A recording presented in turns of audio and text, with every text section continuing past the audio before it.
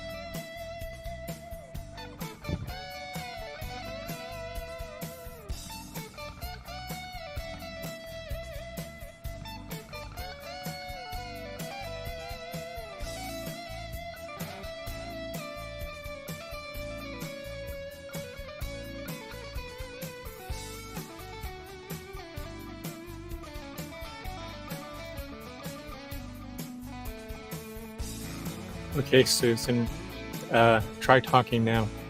Hi, Larry. Can you hear me okay? Yes. Great. It took me a moment. Yeah. Yeah. It took me a moment to remember how to unmute you. Uh-oh. That's what I get. That's what I get for skipping a month. Yeah. I think I can hear an echo of my own voice. Yes, you can. Yeah, I can hear and I have Twitch muted, so I don't hear the double. No, that's another one of my computers. So I have Twitch muted, am I gonna hear myself No, that's in my end. Ninja? No, that was my end. I had the second computer running hearing okay. that. Gotcha. Thank you.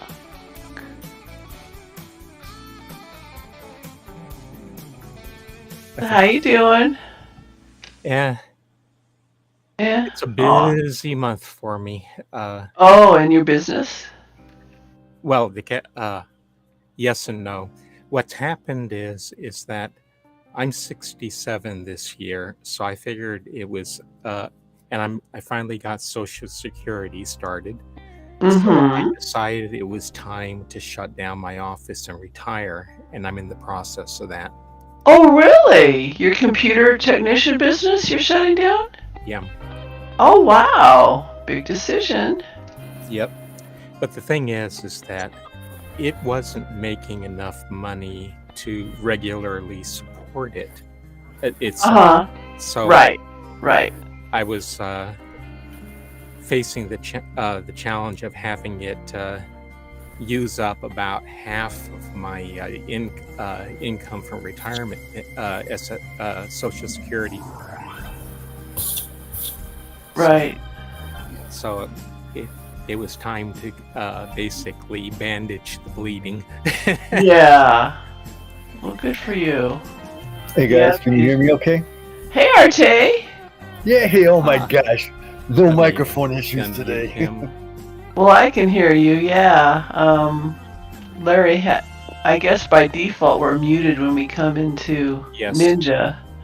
Did you unmute Arte? Because he just said something. Yes.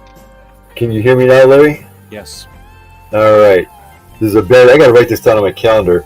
I actually came in first time. I've got microphone. I'm all set. Oh my gosh. It's a little loud, so loud that it's a little distorted. How is it on your end, Larry? Let me Arte's check my. He's a little bit loud, but I turned up his volume just a moment ago, so I can always Oh, you did? turn it down a little bit. You fiddle with it, okay.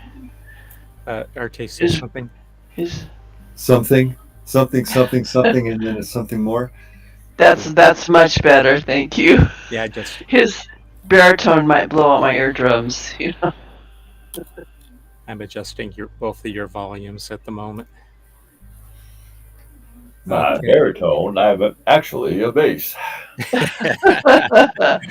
What's the difference? Is bass lower than baritone? Yes. Oh, okay. Baritone is more what I talk in. Really? Okay. Yeah. I thought you were soprano, Larry. It's in the middle. Kidding. No.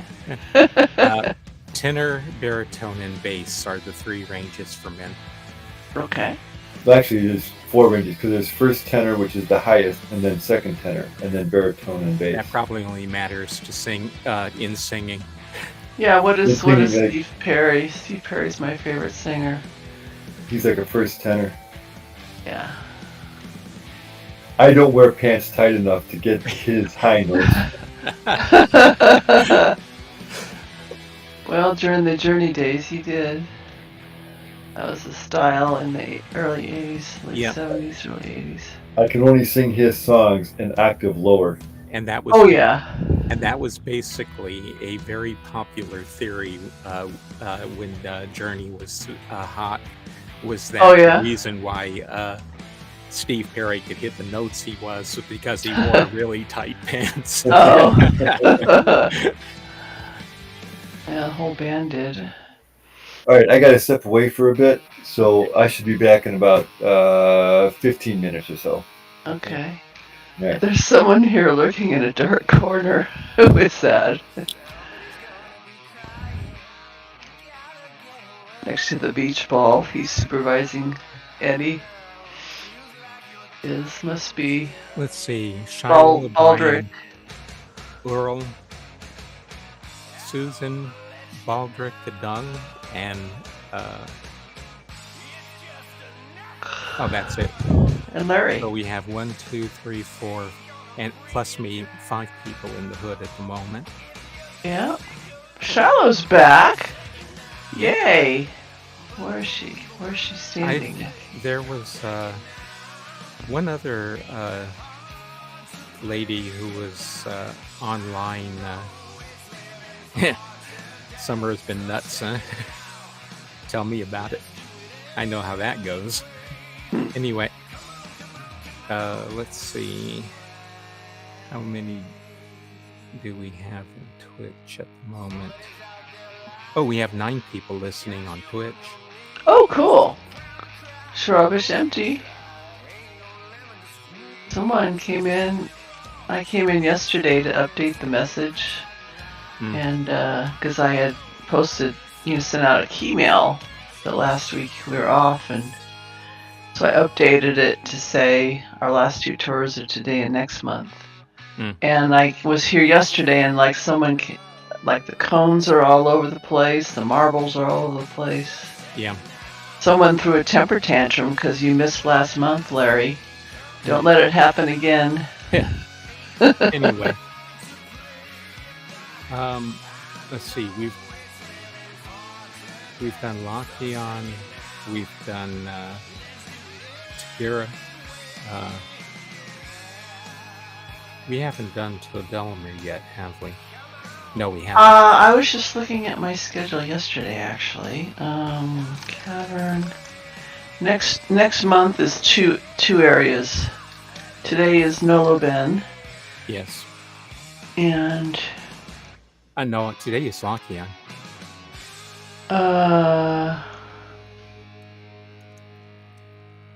Today is no, Laki'ahn was June 28th, wasn't it? Or did you switch my schedule around? No, remember, I had to skip June. No. I beg your pardon. We have 3 more tours left. Yes. Okay, I am a numbskull. Okay, I'm gonna have to update everything. Yeah, Todelmer.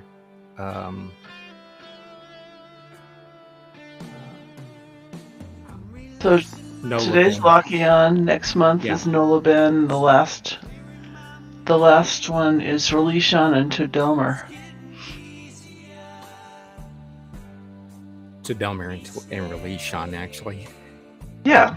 Assuming that I can cover everything in one session. But yeah, Laki'ahn is actually a fairly short one. Yeah. Yeah, we don't spend much time there. No spoilers. So September, that would be September. Sorry, I shouldn't be muttering to myself on YouTube.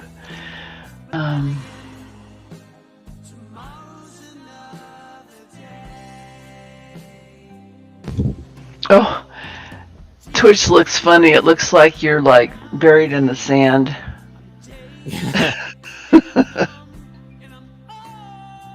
Everyone see Larry's buried in the sand. He's having fun on the beach. He's buried in the sand up to his armpits, basically. That isn't sand, though. That's... Well, it's next to the beach. It is, but it's not beach. Well, it's sandy. Close enough. Close enough, I think, to make my joke worthwhile. All that green on it? Yeah. Well, anyway. You're going to have to move your little avatar back more towards the beach then.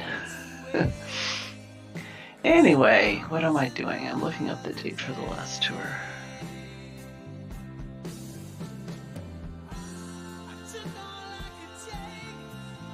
I'm feeling kind of sad that we're almost done.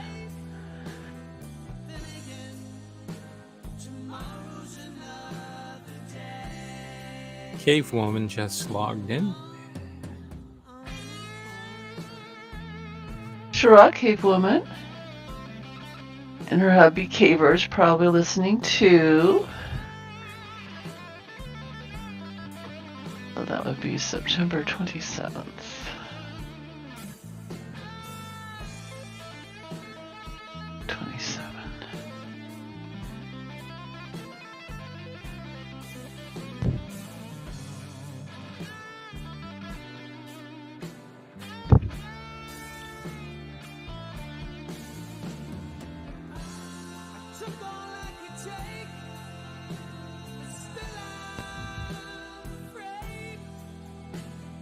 The green, the C word. Thank you, Shiloh. See, I do have a friend here.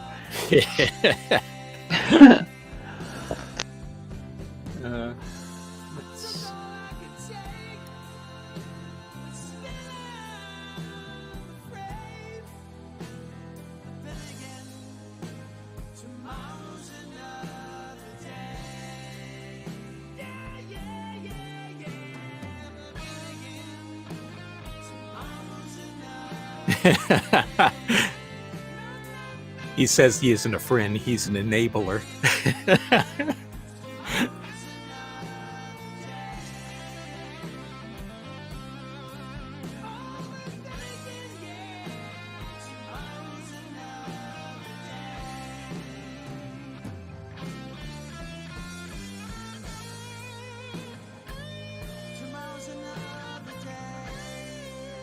Oh, Darlene, good morning. I just noticed you. Oh, Ma was here! Yay! Shira! Shiloh says, I crave chaos and will aid and abet it. Yes, we need somebody to. We gotta keep Larry on his toes.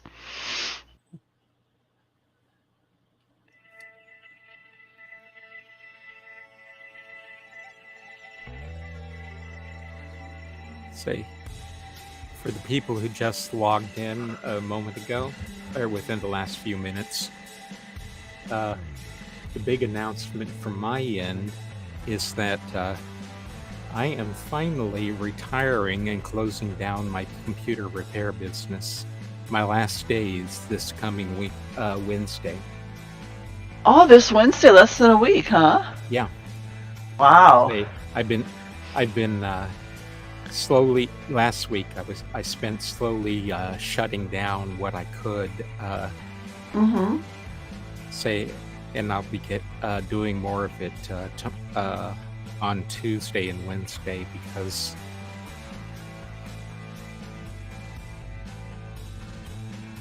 hopefully, Earl, I would really like it if they actually managed to bring all the Myst 5 ages into the live game. Oh my gosh, wouldn't that be nice? Yeah. And also, wait, is this the one with the great shaft in it that we want brought in? Yep. Yeah. That would be so cool. The only thing I'm afraid of is that the person who was last known to be working on them was making improvements. Oh, finger quote improvements, or? Yes. To give you an example, in Todelimer, he thought that the lighting was wrong for the scene where you're inside of the space station. He thought that the lighting was all wrong. Completely, and so he took it upon himself to change it, not stopping to think that maybe Cyan knew what they were doing. Yeah. Is it Dubes who's working on it, or is it somebody else? It may have been Dubes, yeah.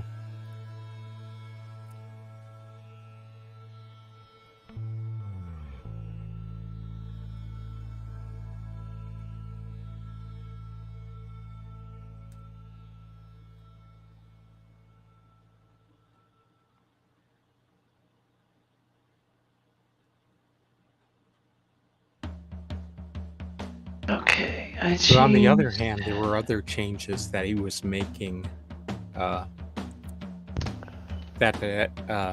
I heartily approved of. He was trying heartily, not hardly. Heartily, yes.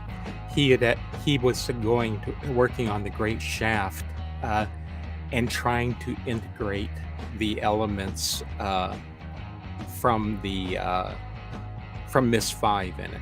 Or not Myst 5, from the Great Shaft, the journey to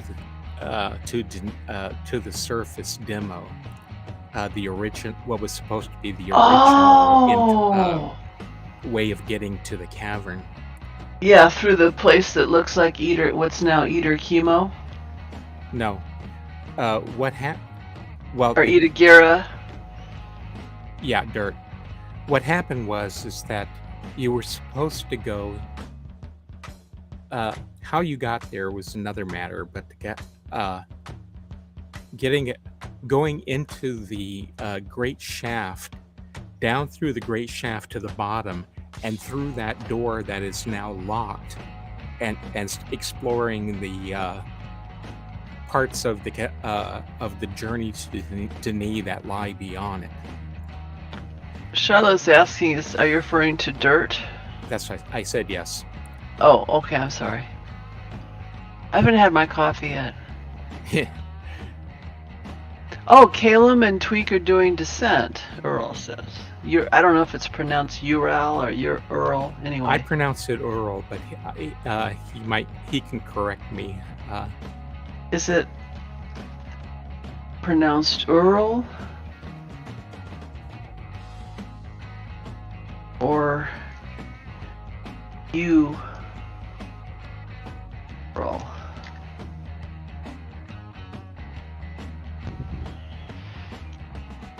Oh, Zeke is here in the hood.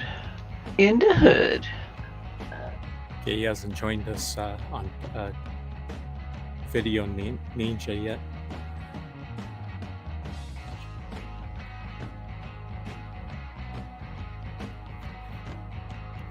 Not sure.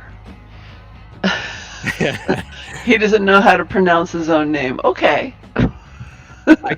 I pronounce it Ural because for the same reason that I always pronounce the planet Uranus as Oh yeah, Uranus because of the yeah. unfortunate implications of the other pronunciation. I know when I was growing up, it was always Uranus, and at some point, I don't know if they got like politically correct or whatever.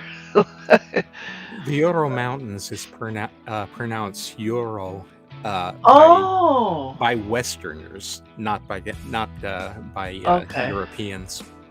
okay. Well, there is no Y in Ural, so Nope.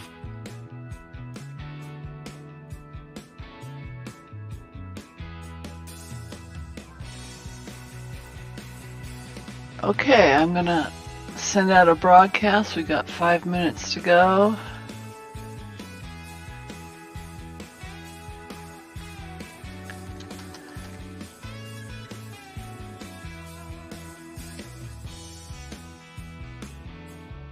Uranus, or Uranus, yeah. And so when I'm Welcome back, Baldric. and when I am pronouncing Uranus, I tend toward the Greek pronunciation of the letter U. Oh, Greek. No, but Shiloh's saying it's ooh. Yeah, well, Uranus. Shiloh knows everything. I said I Shiloh, lean toward it. Not that I don't speak Greek, so I don't know how to pronounce it properly. yeah, it's all Greek to me. Oh, sorry, that was bad.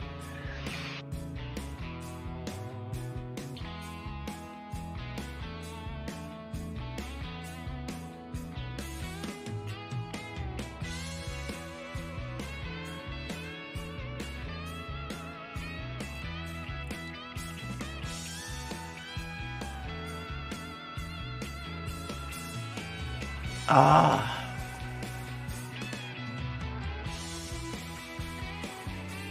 Oh, Carol is in Twitch.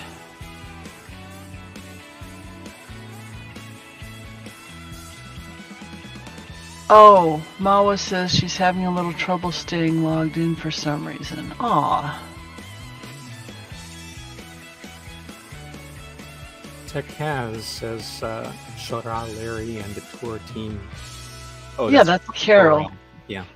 Oh, Okay. I say Carol and you say Corral. I certainly hope you're on for the rest of it, Darlene.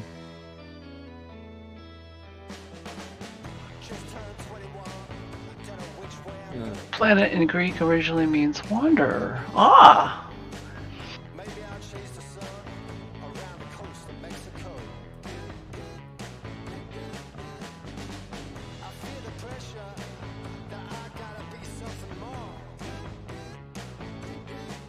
You've got. Okay, I'm not going to say that out loud, Shiloh. I'll let people read it.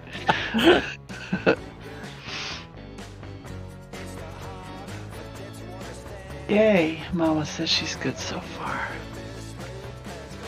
We are missing a few people in the hood. Not that they have to be here, but it's good for chat purposes.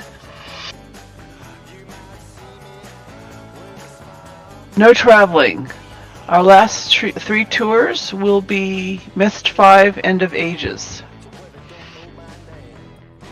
So it's Twitch only.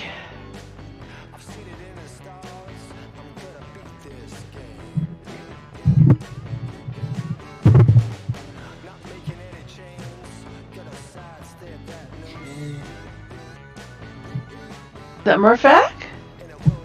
Testing 1, 2. Oh, that's Zeke. Hi, Zeke. Shara.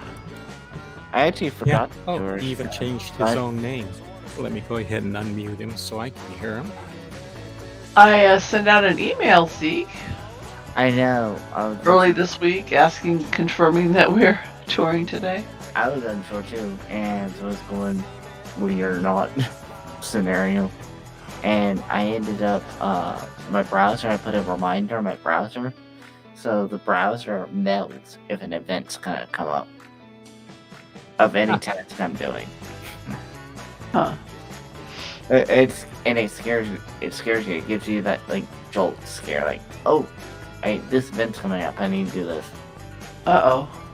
So that's how I actually found out the tour. I have to the calendar. Well, fortunately, we're not going anywhere, so it's not like you need to herd cats. Yeah. I might have to step out after the introduction, but that's about it. Okay. For just got I'm not expecting 40 seconds to go. Go ahead. I'm not expecting Murphac to be here for any of these last tours since they don't involve him. Yeah, he was here 2 months ago, though. Yeah, he might pop in as a visitor, but yeah, I don't think he'll be. He will. I'm not expecting him to log right. Video Ninja. Right. Is he? Can you tell if he's logged into Twitch? Only if I see his name pop up on the screen. Rob Preem, I think is his name, something like that. Yeah, it's and Murphac backwards.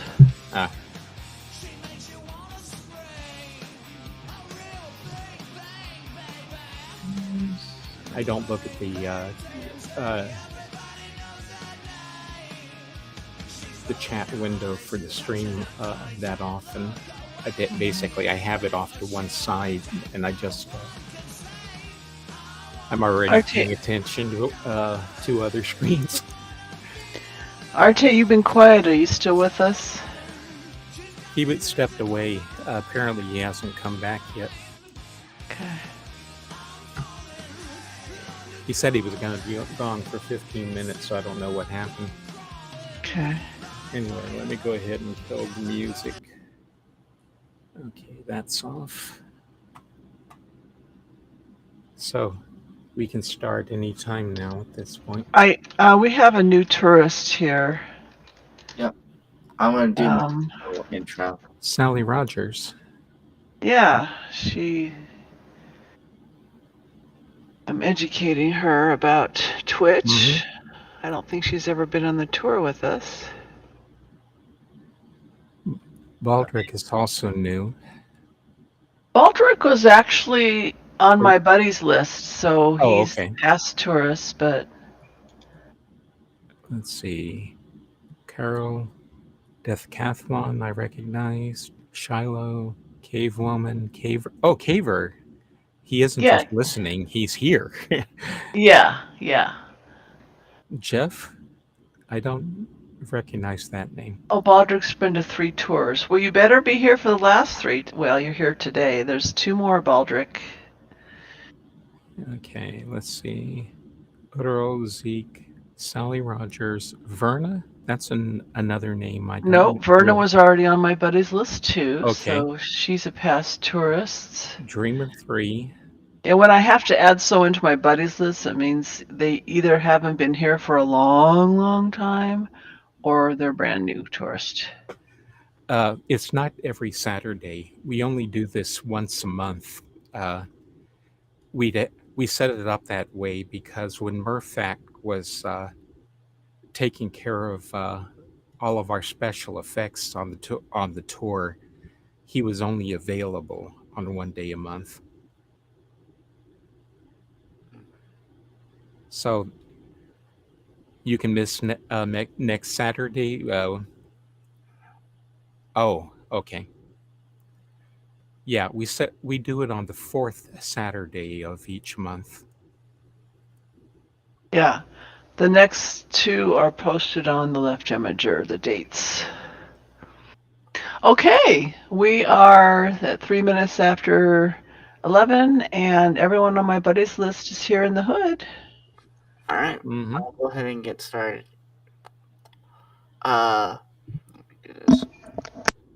We have 17 on the stream. Oh, by the way, did you show us your huge coffee mug, Larry? several times now. I've taken sips, so you evidently weren't paying attention. Not to that, to other things. Sorry about that. Go ahead, Zeke. So welcome to the Cavern Tours. Today we will be discovering the history of ages. We have a few housekeeping rules. You will need Mirobot. Not anymore. Will you using him to visit ages is when we do visit ages. Yeah, he's Mirobot's no longer relevant for the rest of the season. Let's see.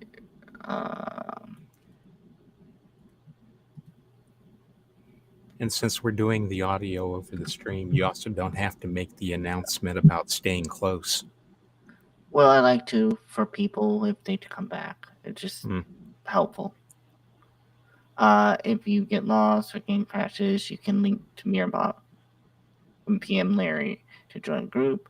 Not anymore. Not anymore, but these are rules that we normally do in the tours when we are walking through the tours. Yeah. Today we won't be doing them, but it's just for people to be aware of. Please stay in the group. Do not touch anything. Keep questions related to the age or questions will be answered in a future tour or previous tour. So, yeah, that's relevant. Where whatever age you're in, he's showing, keep them relevant to that age, and we can ask those questions and stuff. We don't want to get too off subject unless it's related. There will be opportunity to ask questions during the tour.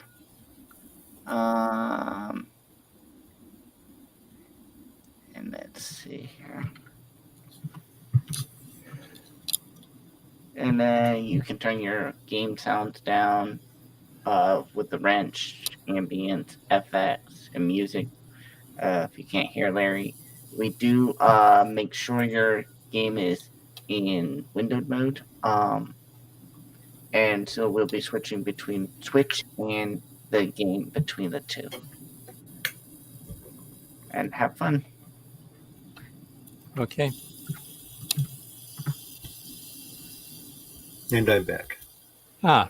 Just in time. Zeke had just finished making the pre-tour announcements. So and by the way, Mirabot's not even online. Right. No biggie. Anyway, it's like I said, we don't have to worry about any announcements about Mirabot because for the rest of the season, since everything is going to be a Myst 5 age, and Myst 5 is not part of Uru Live, at least not yet.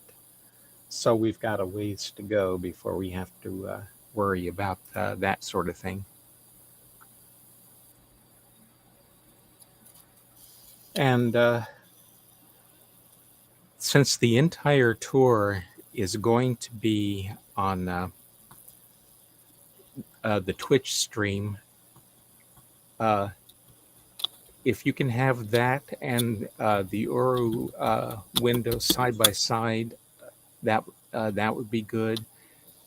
But you want to pay more attention to the Twitch window than you do the game window, except for chatting with other people who are here. Now, let's get started. As you can see, today's tour covers Laki'ahn. Laki'ahn was a sport age, like Kahlo and Rebek.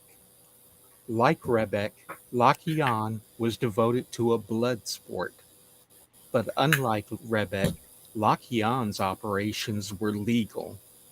The name of the age seems to be a combination of the name for the dominant sea animal in the age with a shortened version of the Dene word for water.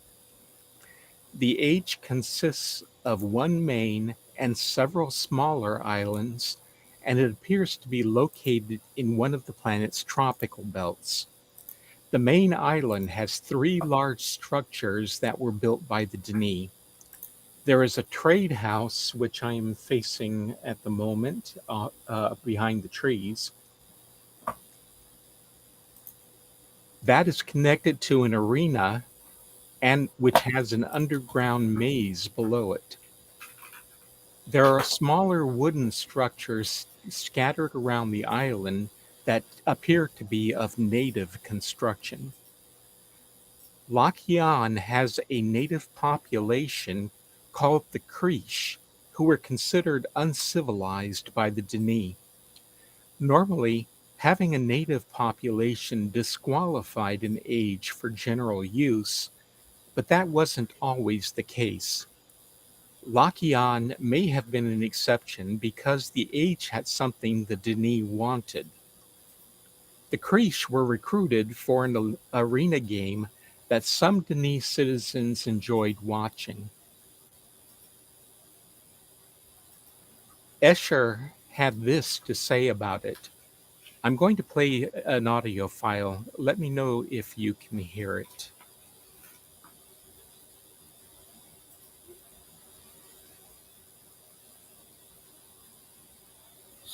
I wish you could see Laki'ahn as I remember it. Anticipation.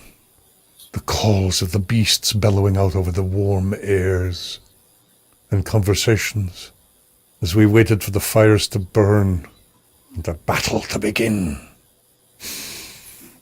This was a place of great strength and triumph. Here we watched the harvest of the gems, freed from the conquered Laki and painted with their bloods. What triumph! What grand sport! What displays of strength! Isha finds such strength brutal, even as she seeks it herself. Ah! To have such fellowship with my people again. You've come here via the way of the Krish, the warriors, the natives who traveled here to subdue the beasts for us.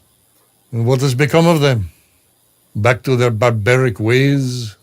What a waste.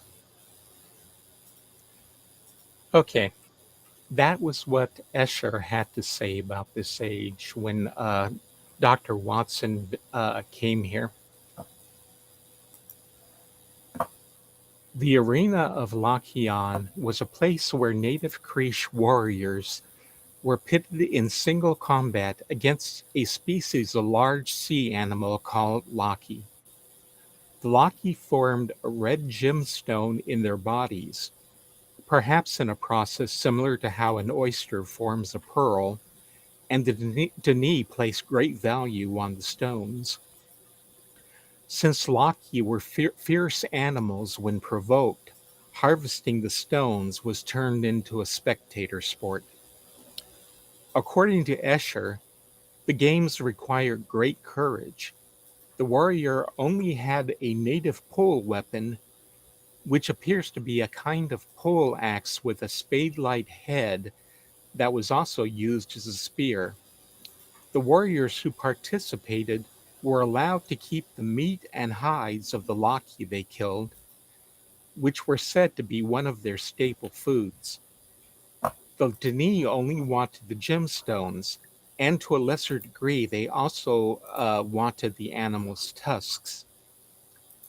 It is not known when Laki'ahn was written, but the games were still active up until the fall of Dani. The fighters lived on an unknown island some distance away from the game arena. The Krish were fairly vicious in combat. Since the Laki contained valuable stone within their guts, they were highly desirable to Dani jewelers. However, the stone was made more impressive and valuable if harvested immediately after working the creature into a rage. Adrenaline and internal bleeding had a dramatic effect on the look of the stone. As a result, the fighters were trained to draw out the death of the creatures as long as possible, exposing the stone to more stress and making it more valuable before harvesting. The creatures would be called to the islands by the fire tower's flame, which they were conditioned to associate with easy food. There, They were trapped and stored in cages. At the same time, the fighters would be signaled by the fire tower smoke from their home island. Although it's not known where that home was, it is clear that the fighters would sail to the backside of Arena Island where the tower was located. From there, the fighters would travel to the arena via the underground maze. Once the bidders had gathered in the arena, the creatures would be prepared by being attacked until they were in a mad fury. Then the gate into the arena would open with a Creesh fighter as the only target the Laki could reach. The fighters rarely lost their fights with the animals, but the shallow arena water in which the fight occurs were usually colored bloody red by the violence. Details are sketchy, but appears the fighters and the jewelers had a tenuous and rough relationship. While both parties patted each other's backs in public, neither side had much respect for the other and generally wanted to deal with each other as little as possible. As a result, there was an added intensity to the fights as it was the only time the fighters and jewelers were in the same area at the same time. From writings, it seems the animosity between the two sides was as tangible as the blood of the Laki. Okay, so let's. Do we have any? Are there any pictures of the fighters, the Kriosh, like in the Creesh. game? Creesh? No. Oh, actually, no. Maybe it's on the wall inside the building. There is a native painting, some native paintings that we'll be seeing in a bit. Oh, I'm sorry. Okay. Anyway, one of the things. Actually, I'm doing this a bit out of order. Since we're outside, I should be talking about that.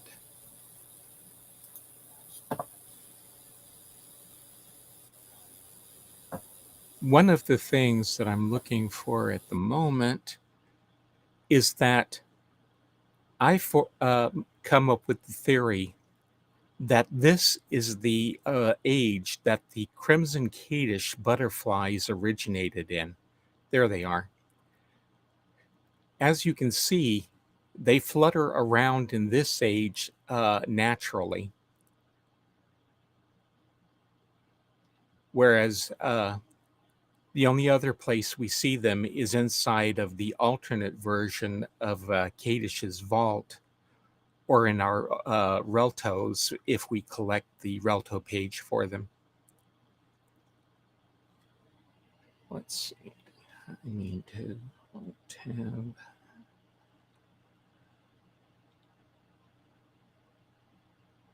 Whoops.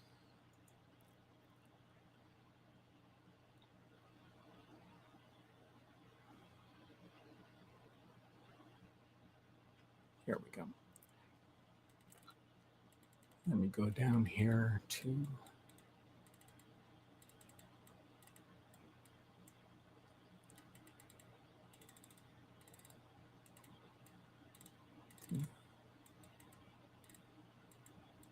okay.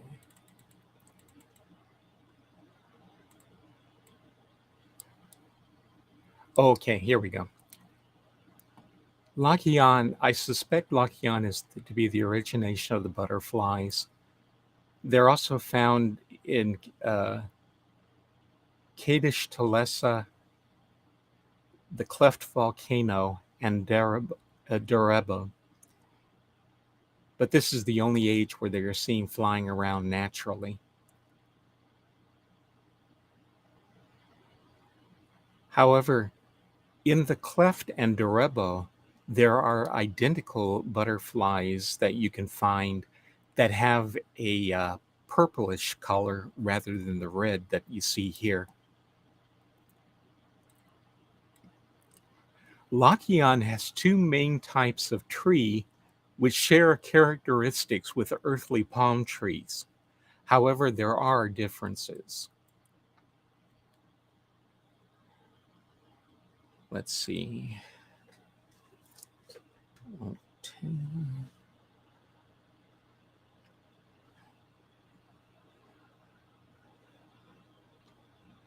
The one type, let's see. Over here. Here we go. Here's one.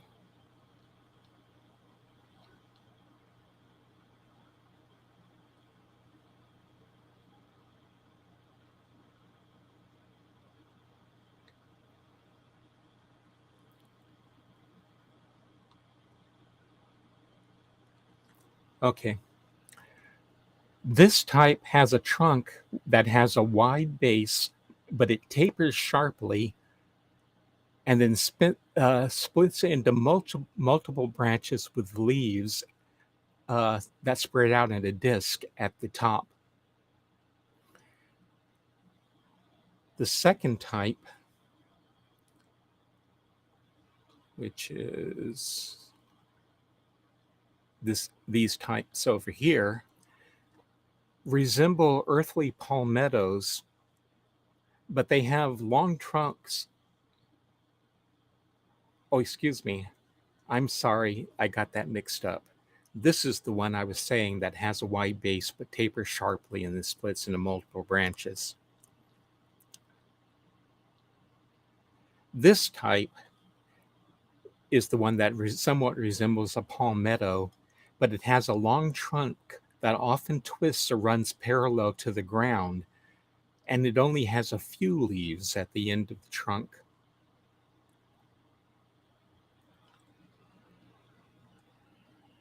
So,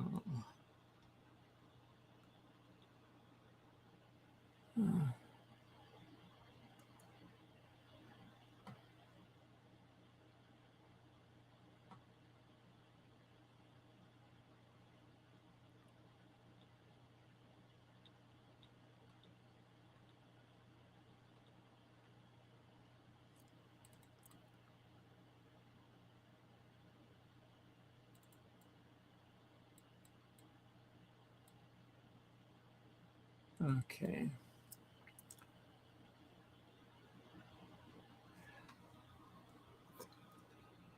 In this area in particular, one of the things that we see, we can see the ground cover.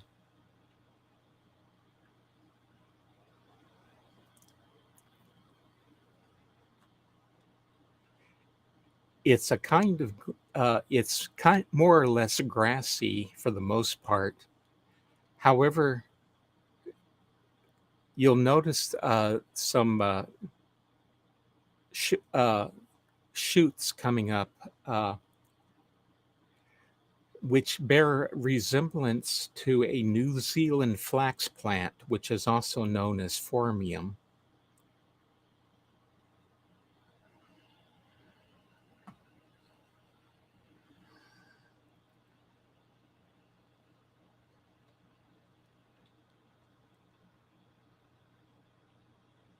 You have to excuse the pauses here because I'm having to tab between two different windows in order to read things. Okay, now we can go back up to where I was to begin with. So the next thing that we're talking about is the trade house.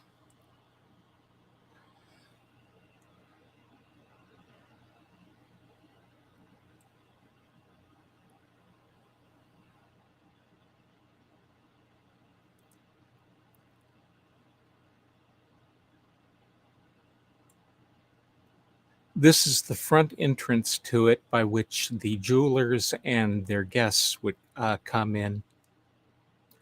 This is where they would, the jewelers would hold auctions to sell the stones that had been collected in the games that day.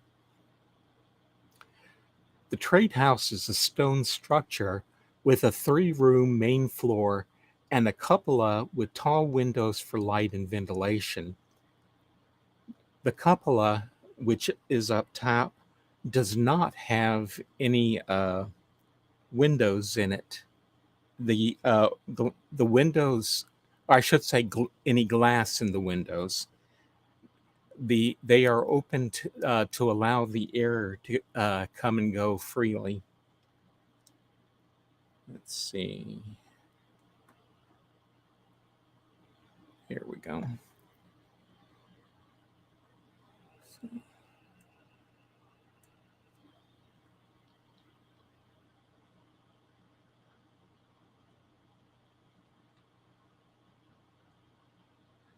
And here you can get a good look at that.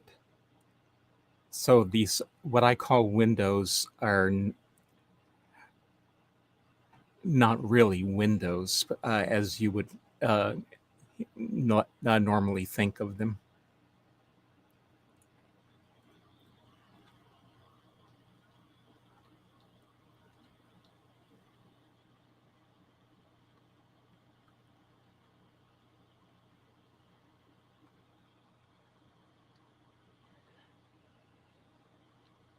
Inside the house,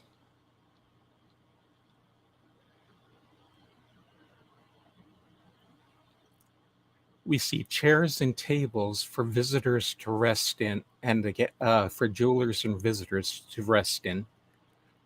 The rear door provides access to a short corridor that opens onto the bleachers of the arena.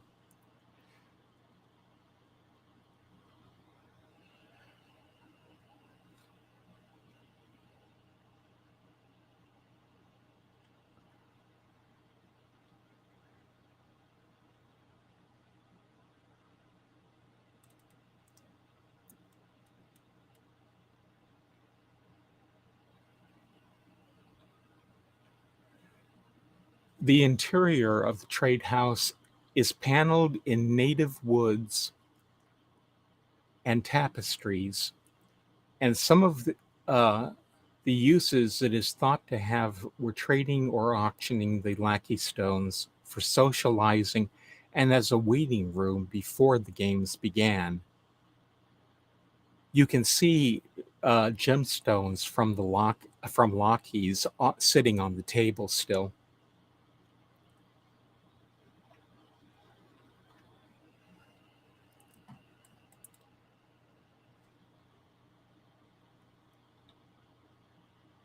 Let's see where I need to start here.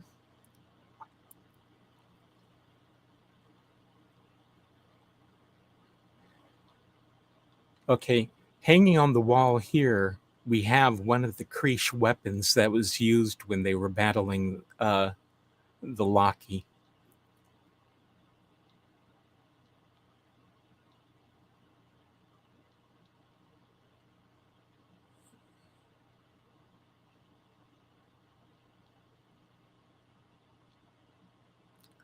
This is the wrong side for what I want to say next.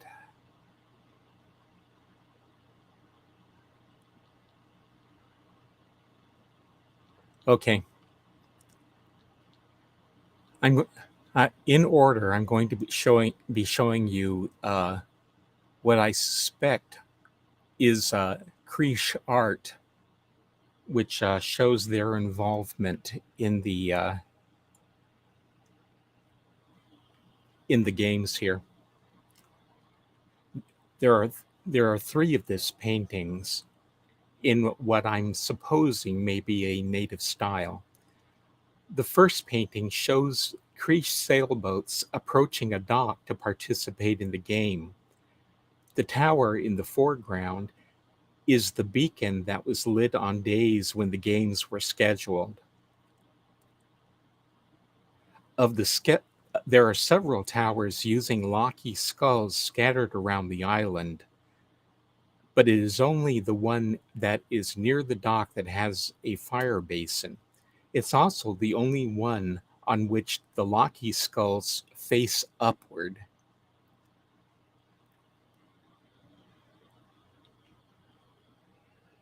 To attract Lackey, food was scattered off the beach near the holding pen when the beacon was lit, and the animals quickly learned to associate the beacon with the food that was scattered.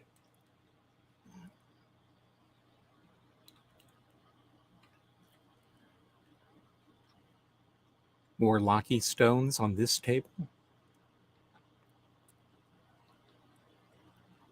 The second painting over here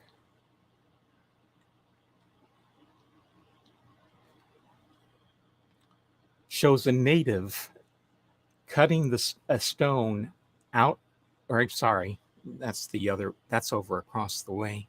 Why they couldn't have made this easy, I don't know.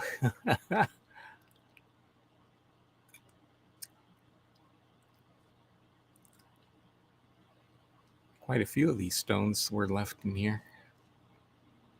1, 2, 3, 4. So we've got at least 5 that left over from the last time the Denis were here. Okay. This painting shows a native cutting a stone out of the body of a defeated Laki using his spear. Now we go back across to the last painting.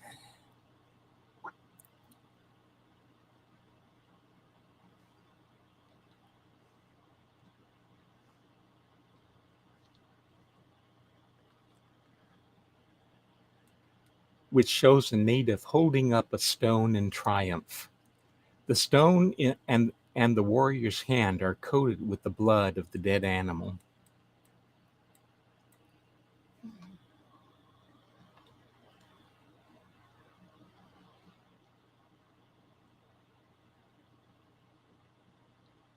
So over here, we will go out the rear door into the arena.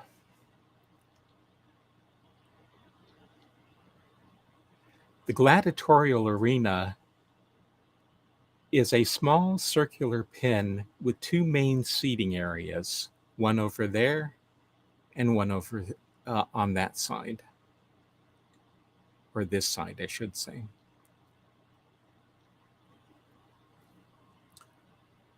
The fighting pit is also not very large and is covered in water that's about knee deep. The use of the Laki skulls and tusks in decorative towers is very similar to the Wark towers that, or the way Wark remains were used in the Age of Riven, and it raises a question: did Gin visit this age and draw inspiration from it for Riven's execution tower, for instance? However, the arena served an essential purpose for the upper-class Denis jewelers who owned the age. Before I go more into that, though, something I want to point out is that you have a tower over there and over here with Laki skulls on them. And you will notice that on both of these towers, the Laki skulls are facing downward.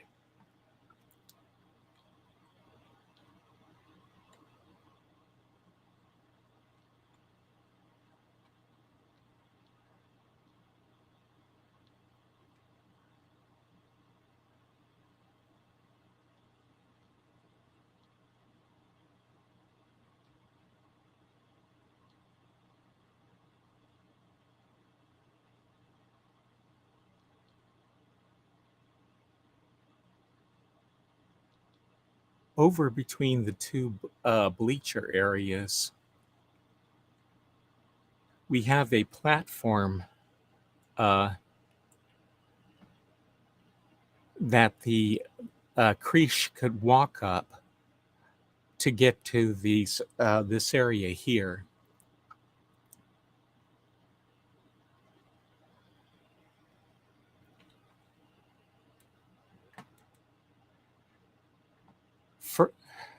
But before I say anything more about that, let's go back and take another quick look at the inside of the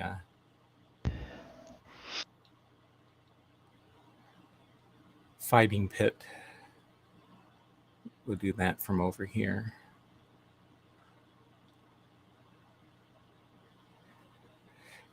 There are 4 openings in the wall of the fighting pit. The 2 smaller ones, which you can see on both sides, are entrances to a curved corridor that leads to the underground maze, and that's the way the Krish warriors would enter the arena. One of the large gates was the entrance through which the Laki were herded, and the second large gate opens into a channel down which the bodies of dead Laki were dragged after they were killed. There was a crane at the end of the channel that they were dragged down, which lifted the animal's body over a wall and into the area that I call the boneyard. Presumably, they would be butchered by waiting Krish on the other side.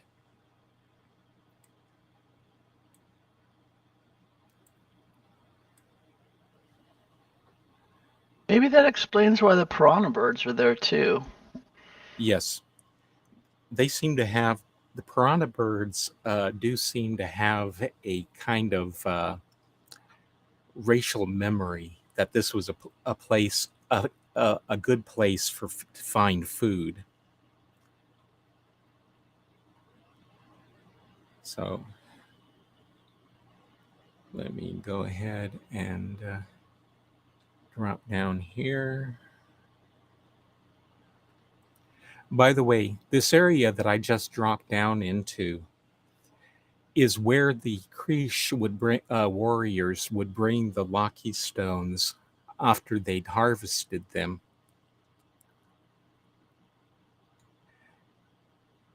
They would place them on this round platform that I'm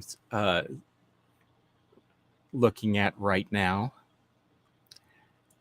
And then they would use these devices around here to weigh the stones before they were lifted up to the jewelers above.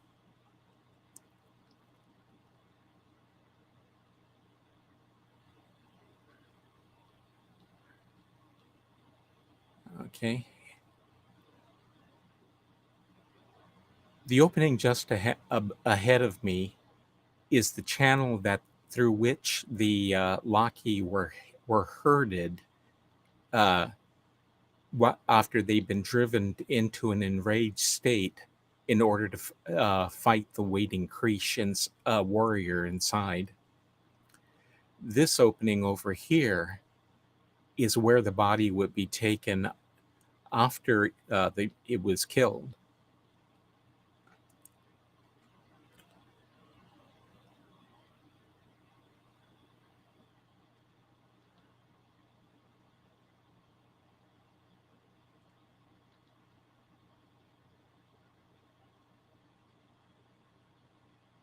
Once it got over here, this is the crane that would lift the body out of the channel, and it's broken off now, but down below, here we go.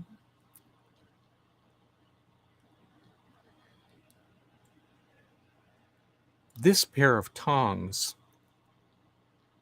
was attached to that cable up above, and this is how they lifted the body out of the channel.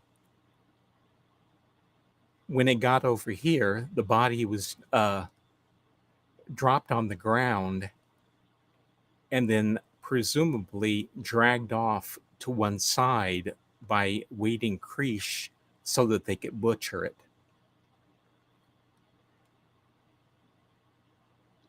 Say, we've got 1, 2, 3 skeletons here these were probably the last three Laki that were killed just before the fall of Denis.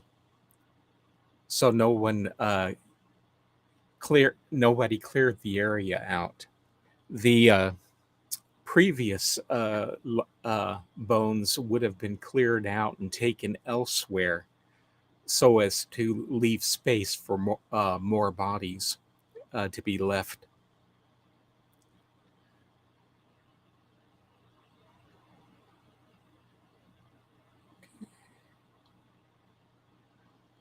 Let's see.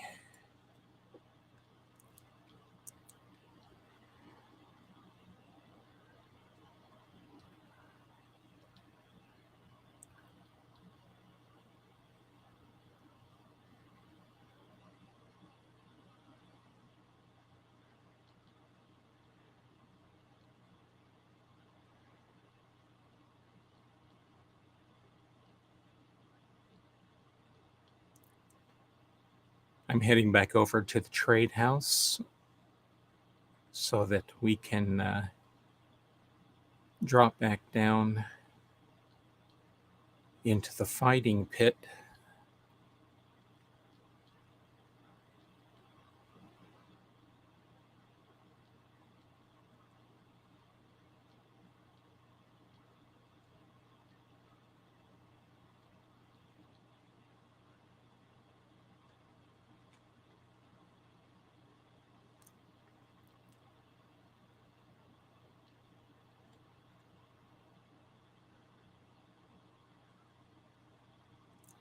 So that we can take a quick look into the other opening.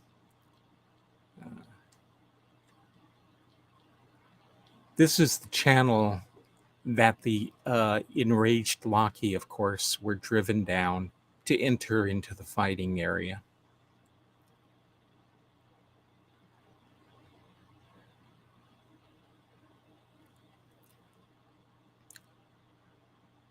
This is the holding cage in which they would be tortured in order to drive them into a rage.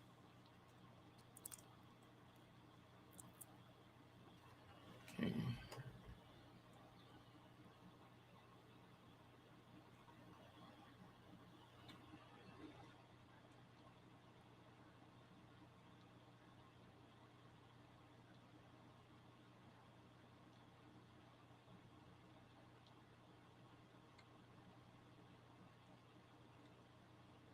Let's see, which way am I going here? Okay, that must be it.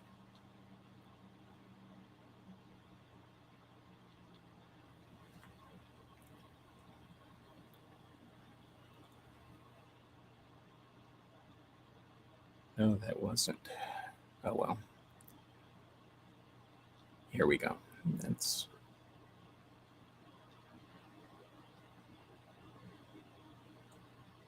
okay. That's the. Whoops! What the heck happened? Oh, there we go. I thought I had turned that off, and I didn't.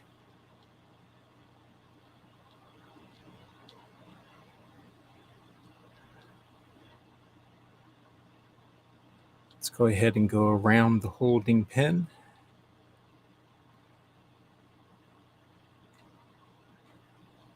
And take a look at it from the back side.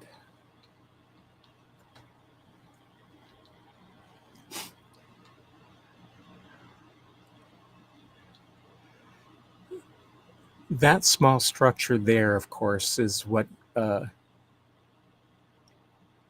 is where the controls to operate the cage are located.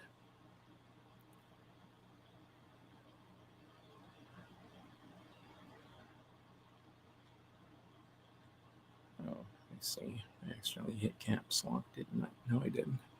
Okay.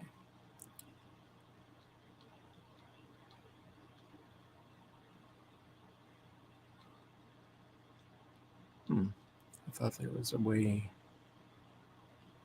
out of here.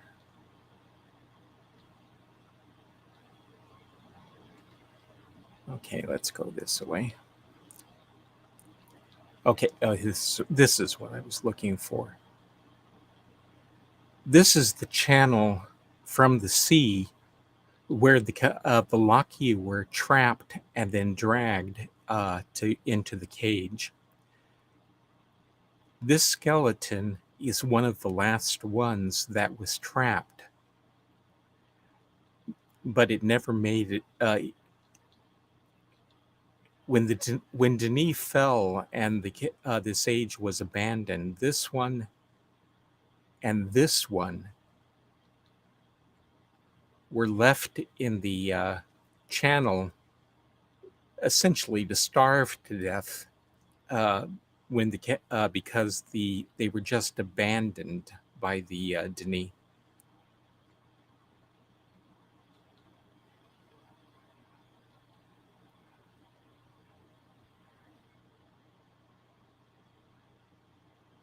And as long as we're out here, let's see if I can get out to sea.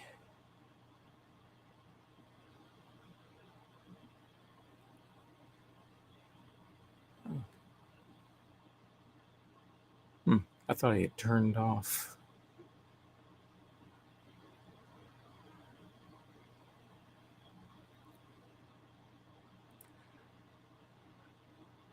I didn't.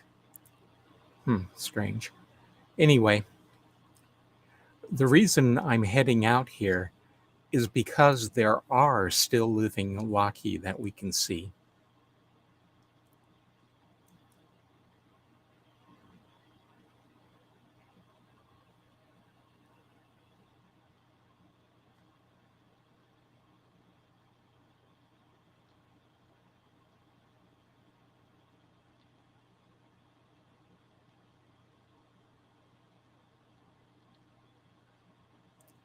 That poking out of the water is the back of one of them. So let's see. I believe shift is what I need.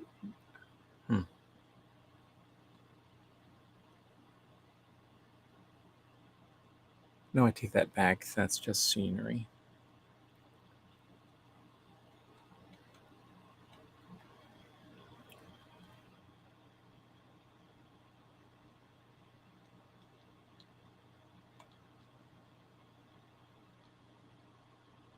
Where are they?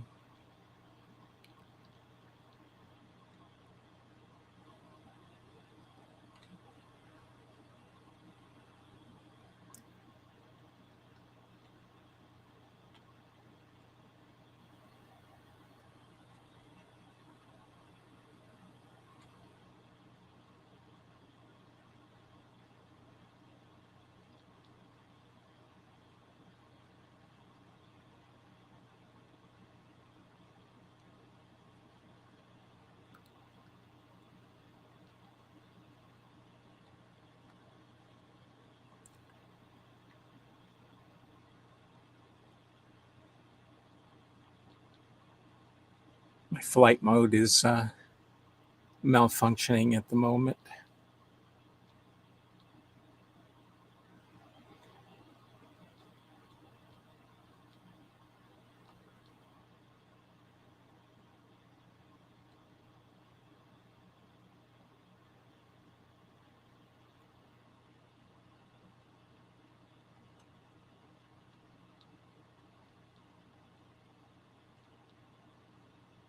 Let's see, that's the island.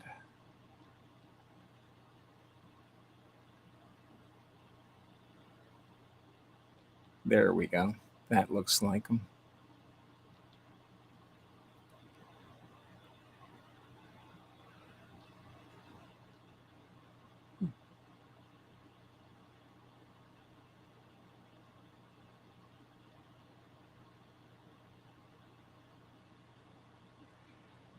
They had to have such a complex method to get the gemstones because the Laki had to be enraged and fighting for their lives in order to make the stones valuable.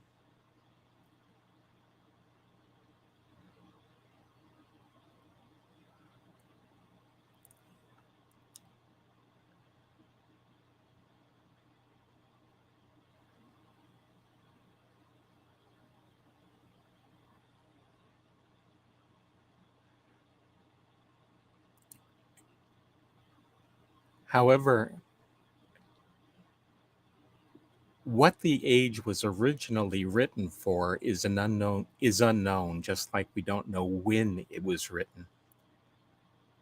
It may have been that the age was written and they found out about the stones afterward. Or it could be, as you were guessing, that they wrote the age specifically to have something like the gemstones in it. So these are still living Laki. Let's go ahead and get closer to these two. So if you ever wonder what they look like with their skin on, here you go.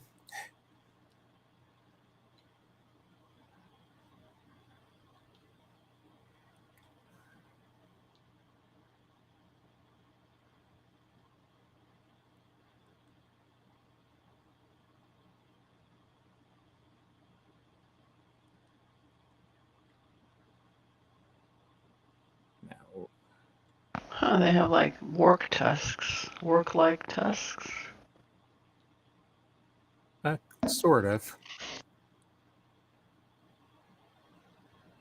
The jewelers actually did have a use for the tusks, but by the time that they were killed in the arena, often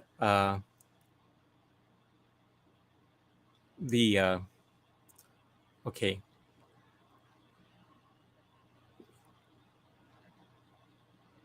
I think I'm going to have to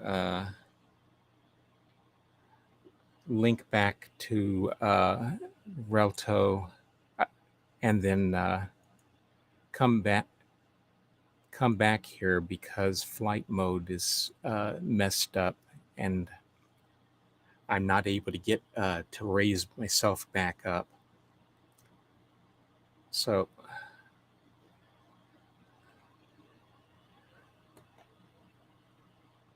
okay, that looks like it's shut off.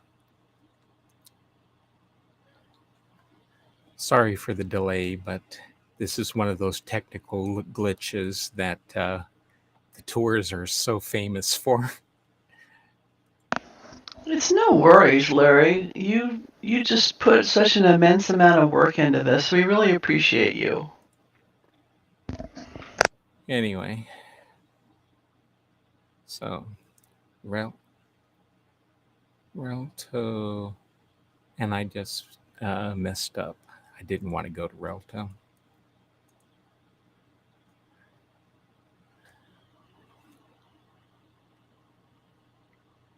Anyway,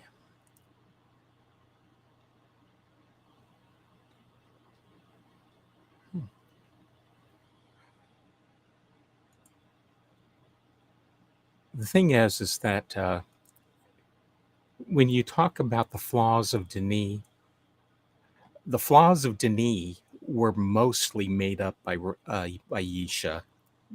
She didn't want you to sympathize with them at all. She hated her heritage after her mentor was killed.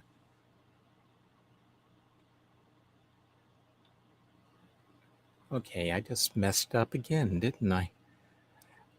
She didn't want you to sympathize with you, so she actually lied about them.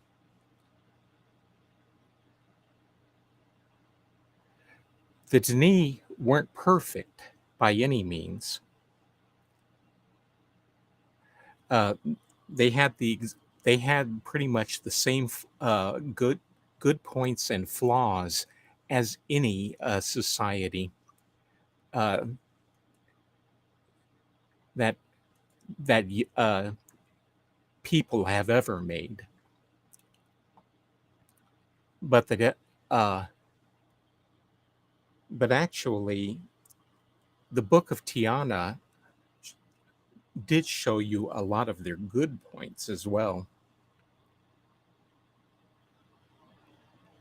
Tiana, of course, actually admired them throughout once she became integrated into the society. for one thing, she much preferred uh, their law to that of the surface because she very greatly liked the fact that the Denis did not execute people except for the most heinous of crimes. Given a choice, what they did was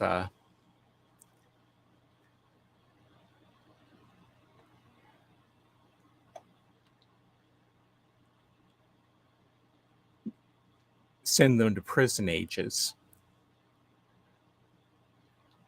And that was something that she thought was admirable.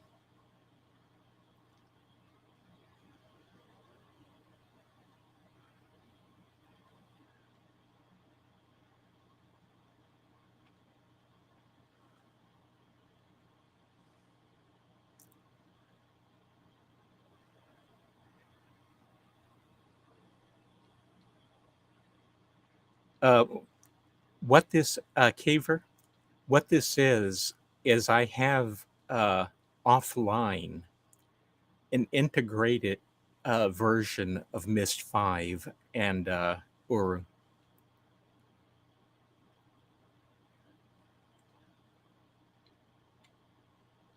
By the way, we do have a backlog of questions. I'm just waiting for you to take a break. oh, you can ask them now because since I'm having to Okay. walk back to the age. Yep. I hope that I can scroll up and get them all.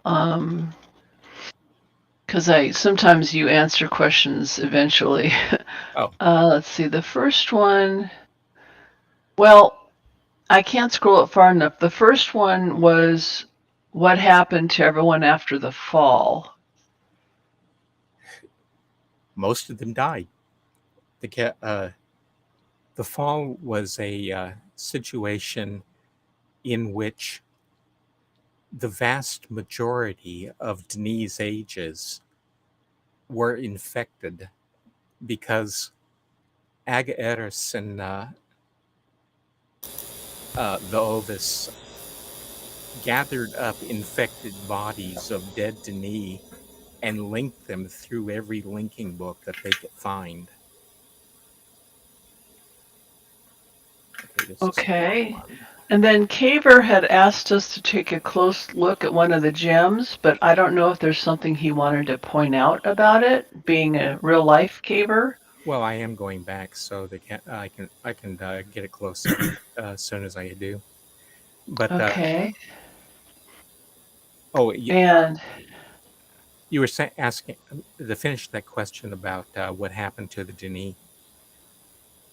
A number of Denis, actually a fairly sizable number, were not caught by Agaris and Vovis's actions.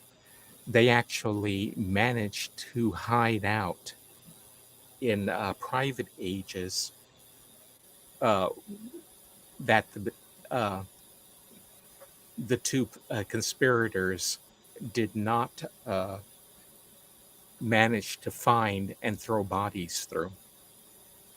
There They was also a group that, or groups that settled away from the Lincoln spot and never came back to the Lincoln spot until Atris showed up, mm-hmm. and they were saved that way. oh, that's There's a interesting. couple places like there was islands nearby where the Lincoln spot was, and they settled on the islands, watching for any visitors that might come, but they stayed on the island, so they were not infected. So, but I don't know if the question pertained to what happened to the Laki people after the fall. Oh, we'll be getting into that. Okay. Um, there's also, and forgive me guys, I can only scroll up so much. Two people were asking about like possible over farming or extinction of the Laki. No, there's that. As you just saw, there's plenty of live Laki right outside the harbor. Okay, so even if they were overfarmed at some point, They weren't. once, They never were. but I'm saying hypothetically, if they were, they're still around now because the place is abandoned now, except for Escher showing up and showing us around. And It's then not. let's It see. isn't abandoned. Oh, it's not a well. I don't see any Kresh warriors or anything. Right, they're not doing anything anymore, right? They have no reason to come here. Right. Let's see. Okay. Here. Well, Deathcathlon. Oh, go ahead, Larry. I was going to say the reason I'm stopping here is both to give you a good look at the stones and also my Uru window crashed, so I'm having to Uh-oh. reopen that. Okay. Caver, did you want to point something out about the gems? Because you had asked for us to take a close look at them, or did you just want us to show a close-up view of them? You can see them better.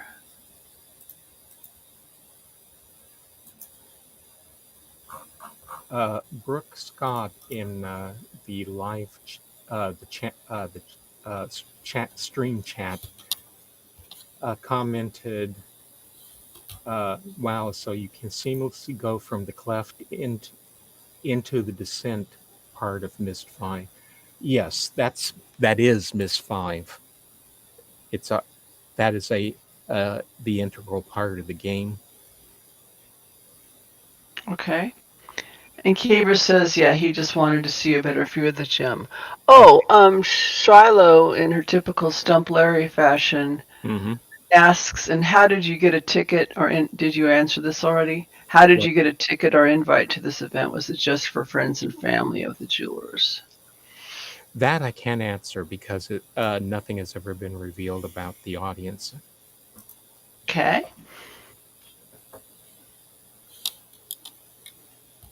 Okay. And if anyone else asks a question and I wasn't able to remember it because I can't scroll up that far, go ahead and re-ask it. I'm in my Relto and about to go to Nexus to go back to the hood.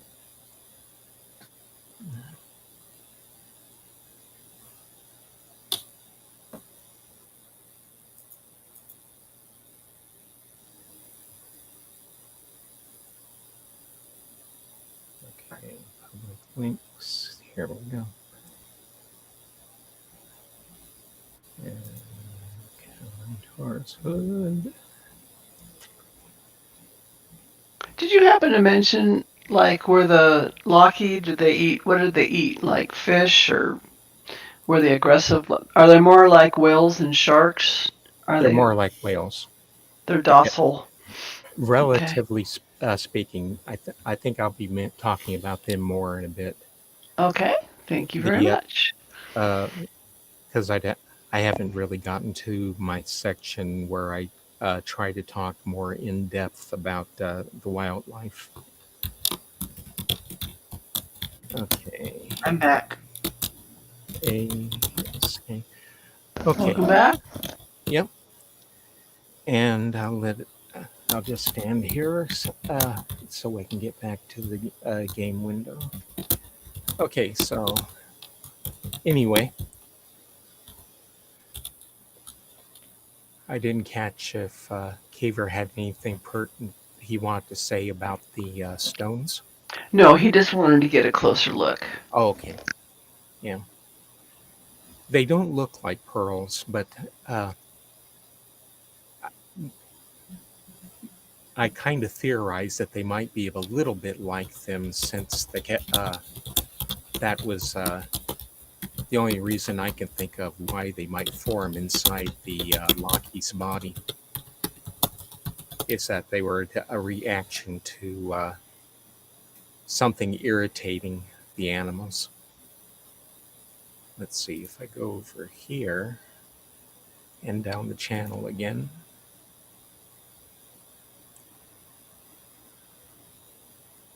I can get back to that area without having to use flight mode. and avoid getting stuck the way I did just a moment ago, or minutes ago. Okay, so we just go over to this side,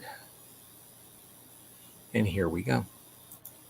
And there are the two skeletons that I was talking about. And there's the harbor. And the Laki'ahn are out in the distance from here. Okay.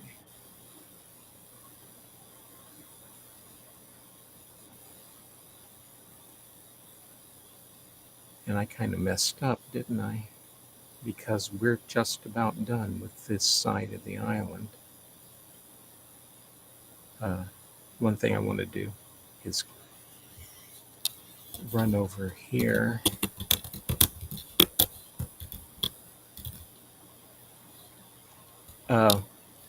One thing that's a problem with the way I'm doing this is that when I integrate Myst 5 into um, Uru Complete Chronicles this way, for some reason it doesn't show the piranha birds.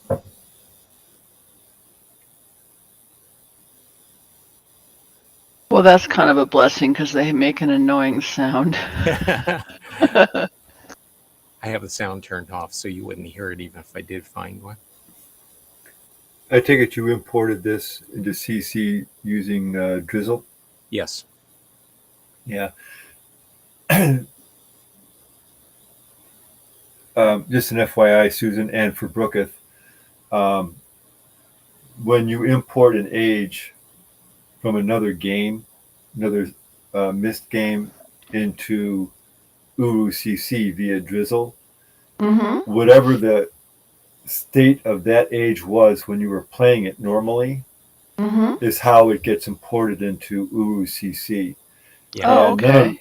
The puzzles themselves don't work, but you can explore the age. Yes. I didn't even know you could import it one game into another. Yeah. But And that's what. And the other thing is that there is no there's very little in the way of animation. The butterflies are one of the few things that is animated in here. As the Loki in Myst 5 would have been swimming around instead of just staying in one spot like they were. And the piranha birds are not shown at all for some reason. And so when you're in an age like that, you got to make sure all the puzzles are solved and all the doors are open or unlocked. Yeah. Actually, I think the doors have to be open. I don't think you can open a door if it's closed, even if the door is unlocked. Well, yeah, it's a puzzle. Correct. So, let's see. At this point, I was just thinking. Actually, I'll go take a quick look just to be certain. Well, Caver, he was able to look below sea level because he has something called fly mode. He's using a program called fly mode.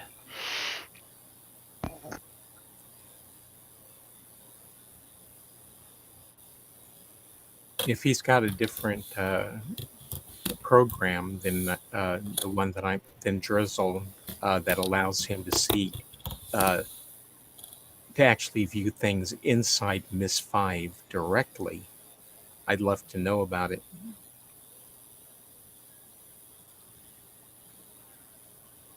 Let's see. So I'm in the tunnels. This is the maze that was used by the Creche in order to get enter into the arena. And what I'm doing right now, I was trying to see if I could get to the other side of the island without using fly mode, but apparently I can't. So let's.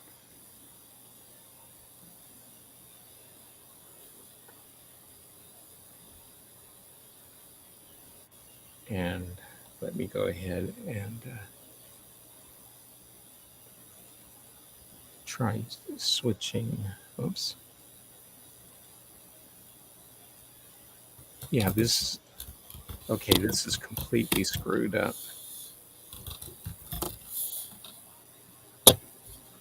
I may have to restart the game because I can't fly mode. Oh, wait a minute. There we go. Now I can see. I'm in.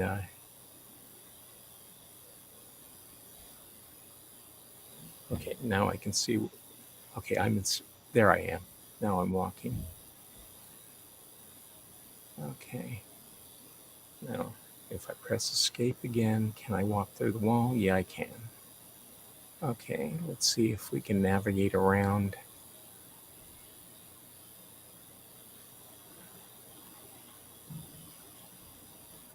Okay, this is the wrong side.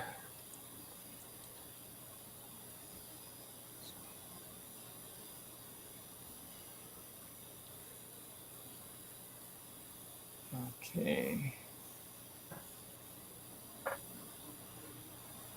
So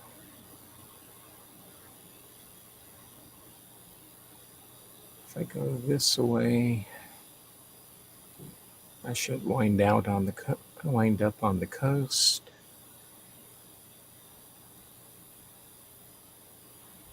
Yeah, here we go. Yeah, I don't know why I've got the song Magic Carpet Ride from Steppenwolf running through my mind right now. Oh no.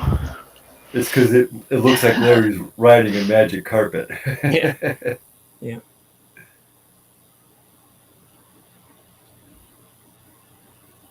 And it's, yeah, it looks like my fly mode is completely messed up at the moment.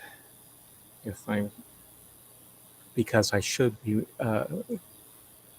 able to raise and lower myself by pressing the shift key, and that's not doing anything. So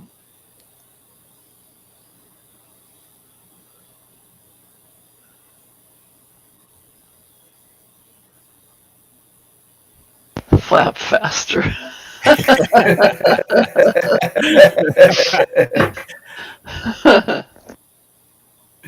because I'm in fly mode, the shift key doesn't work the way it should. It's supposed to be allowing me to go up and down, and it isn't. Whereas, here we go. This is the other side of the island.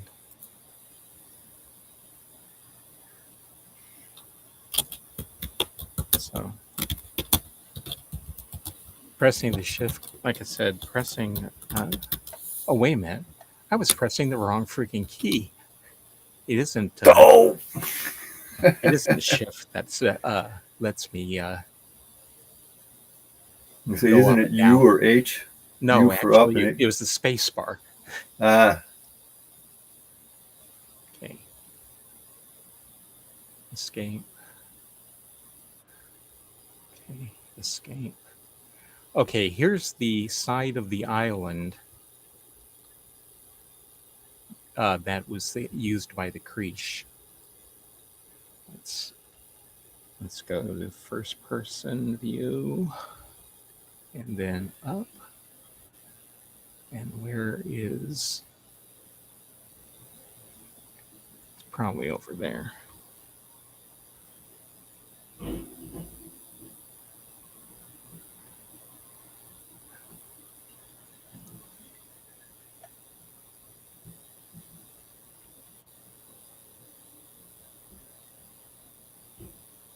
Here we go.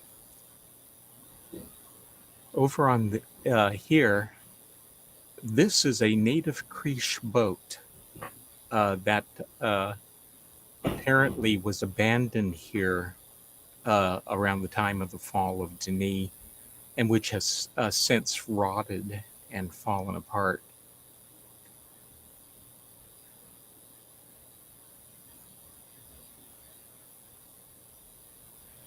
Those were the boats that you saw in that Creesh painting.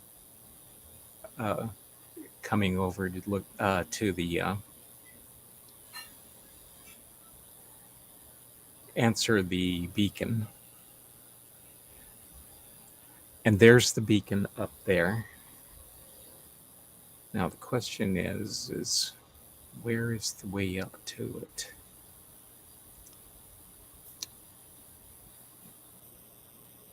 You can get up to the thing, but it's been so long since I last played this, I don't remember what the proper pathway is.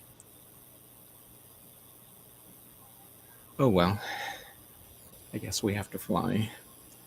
I just have to remember the right buttons this time. Okay. As I mentioned earlier, this is the only structure where you ever see the Laki'ahn skulls facing upward.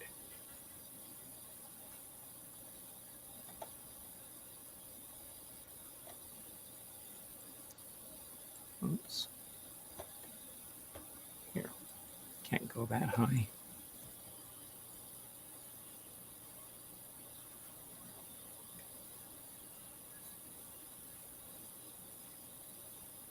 So that bowl right there is where the fire would be.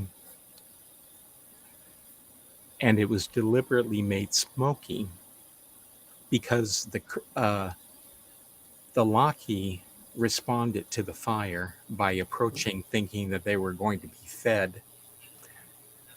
And they usually were, because the fire would be lit sometimes just to feed them, to keep them used to the idea that the fire meant food. But the smoky fire was what summoned the Creesh.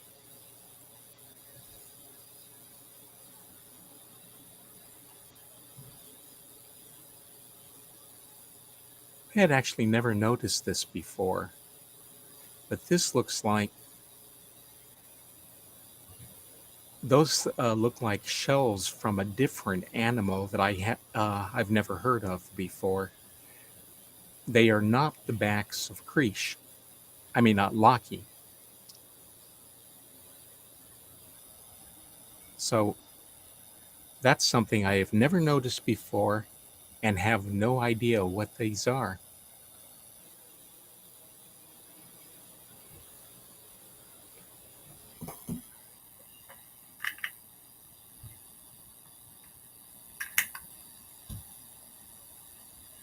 Anyway.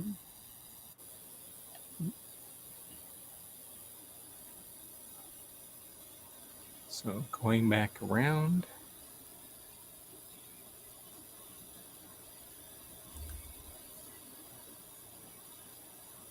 Over on, let's see, where'd it go?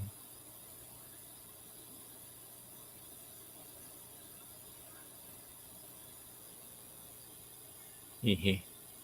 Am I lost? You bet. Okay, I missed what I was, the building I was looking for. Okay. Oh. No, not that. So. Looking for the building by the boat? No, this one. Here we go. This is a building that was put up by the Creesh.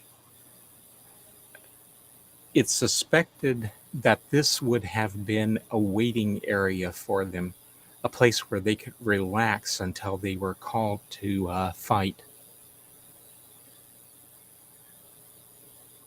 They would have built it out here near the dock because they didn't want to have anything to do with the jewelers.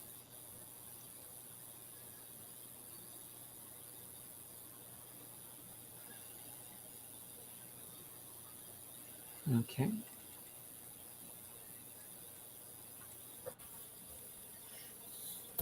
Let's see, we've already talked about the book. Okay. On this side of things, if I remember correctly, we need to go this way.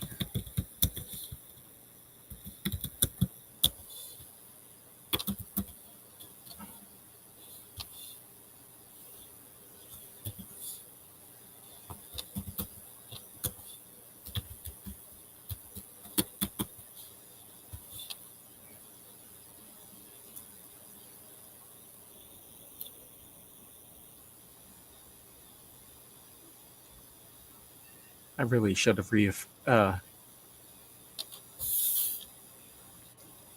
reacquainted myself with how this place was laid out before I started the tour today.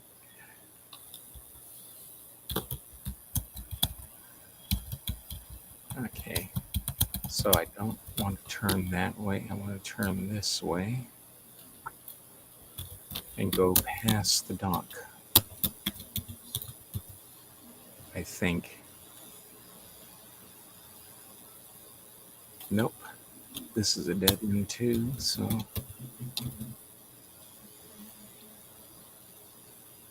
Okay, so we will do the old trick of theoretically keeping my hand, here we go, on the wall to find my way. So this is the creche entrance into the maze.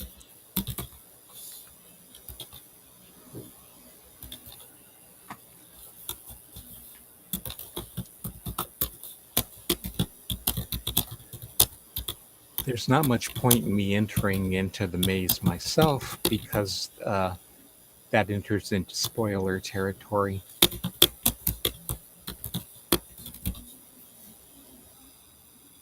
Okay.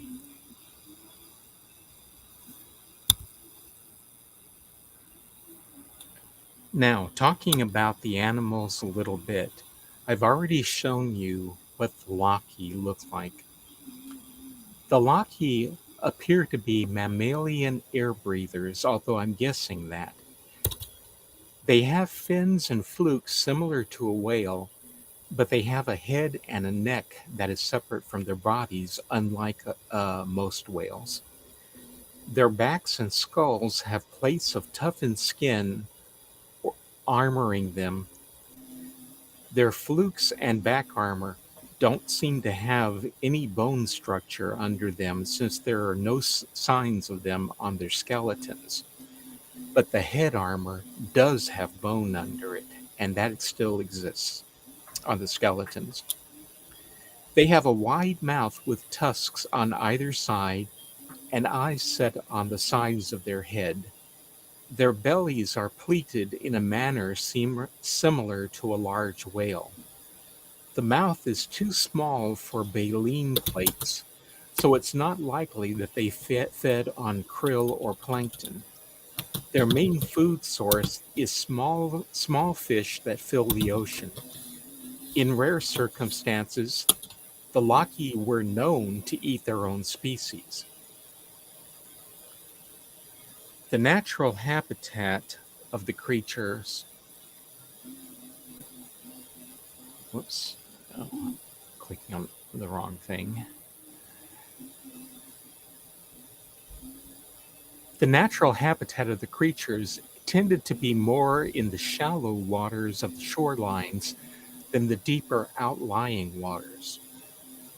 The Laki were even known to sleep on the beaches at night.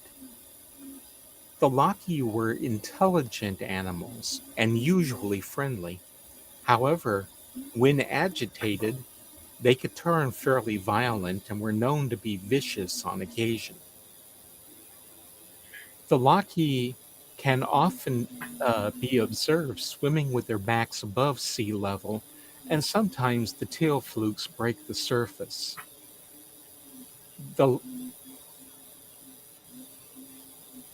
These days, when you visit the Age in Myst 5, you usually see the Laki swimming past rocks off the coast. The floor around those islands, the seafloor around those islands is fairly shallow, but not so shallow that they can't dive. Laki are most often seen swimming alone, but sometimes they can be seen in small groups, such as the trio I showed you earlier. They have large fins that take the place of forelegs, and those seem to be used both as rudders and diving planes, while the tail flukes may be the primary propulsion. That is conjectural, though, so since no one has been able to see them actually swimming, or I should say, I haven't been able to see them actually swimming, so I haven't been able to investigate how they move.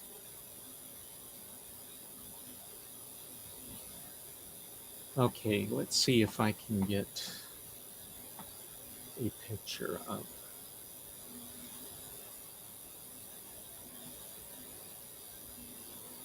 Um,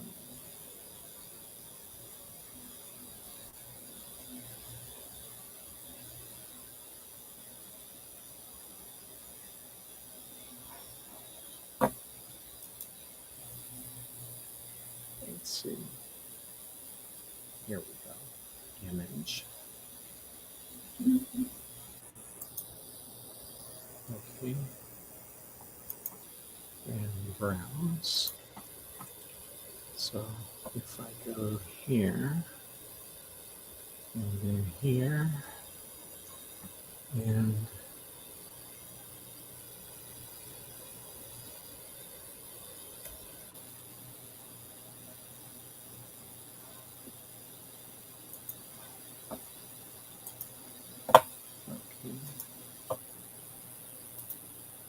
okay, in the game window, I have a still picture up that shows a piranha bird.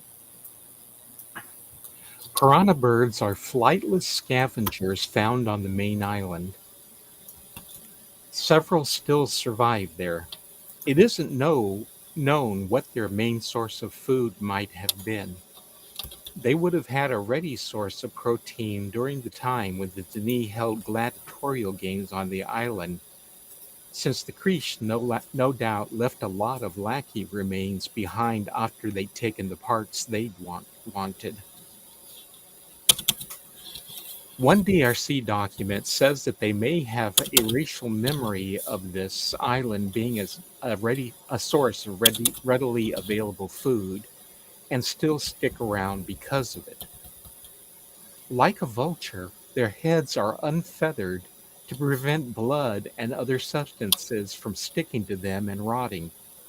The elongated, narrow head would have permitted the bird to get between ribs and other narrow spaces on a skeleton.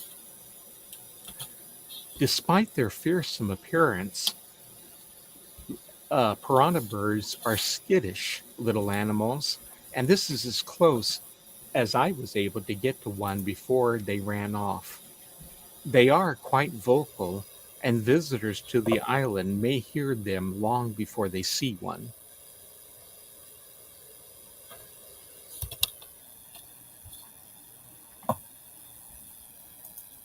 Okay. Let me go ahead and take a look if there's anything else I want to show. Oh yeah, while uh, going back to the Laki for a moment, this that I am bringing up at the moment, let me get it resized.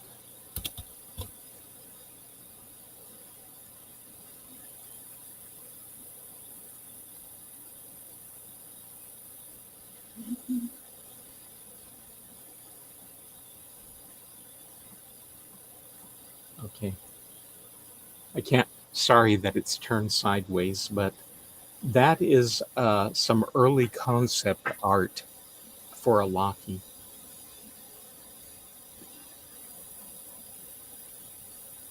And let's see if I have anything else of interest to show before I close that window.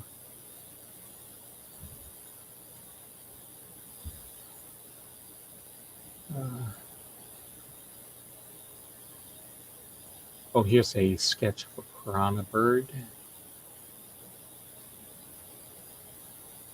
As you can see, the early sketch does look quite different from the way that they actually turned out being.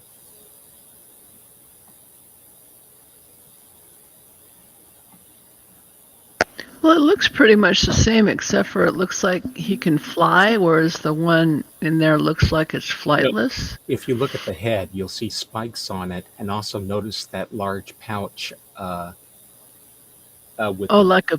Okay. yeah, and you'll notice that the jaw, the lower jaw is actually rather narrow. Okay. Most of what you see above it is the upper part of the head. But yeah, originally apparently they were supposed to be able to fly.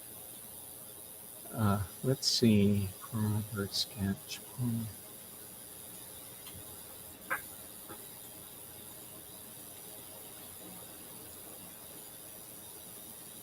Oh, going back to the butterflies for a moment. Here's a comparison of the red and purple butterflies.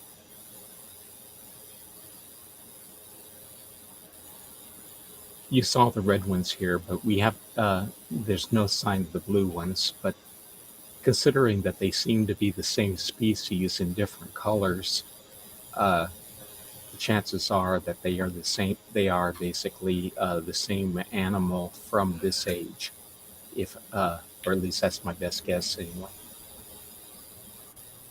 Now, let's see what, if anything.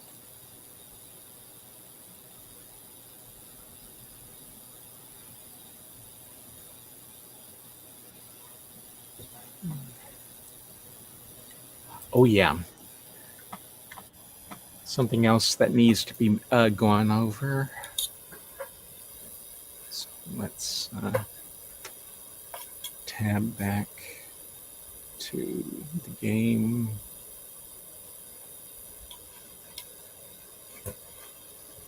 Okay. So let's get out of here and out near the beach.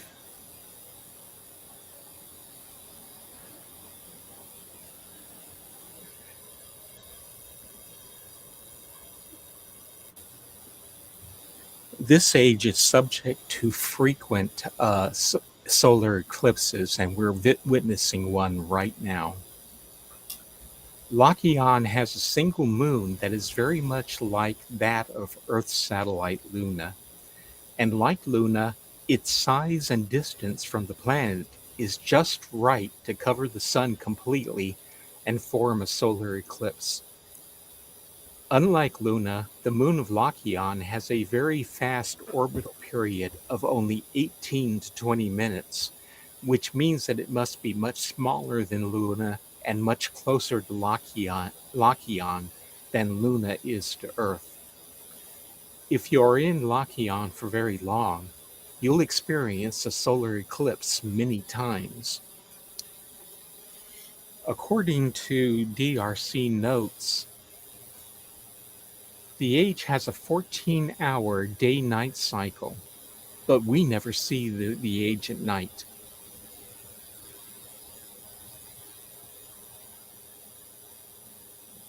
But someone earlier... Oh, go ahead, Larry. I'm sorry. If you watch the moon for any length of time, you will notice that it does change its appearance in relationship to the star.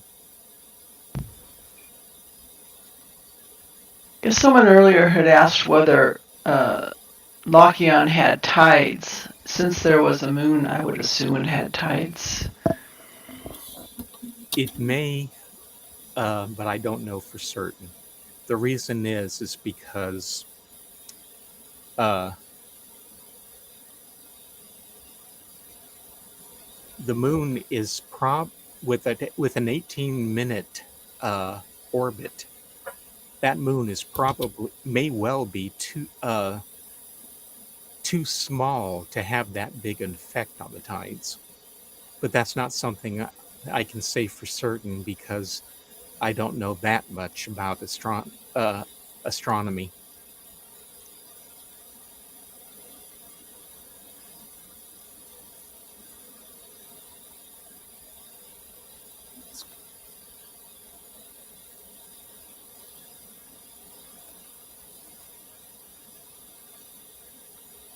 While we're watching the moon move across the sky,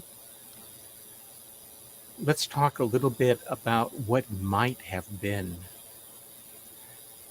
The ages in Myst 5 were mostly ones that were in the pipeline for Myst Online, but didn't get beyond concept form or were unfinished before the game was discontinued.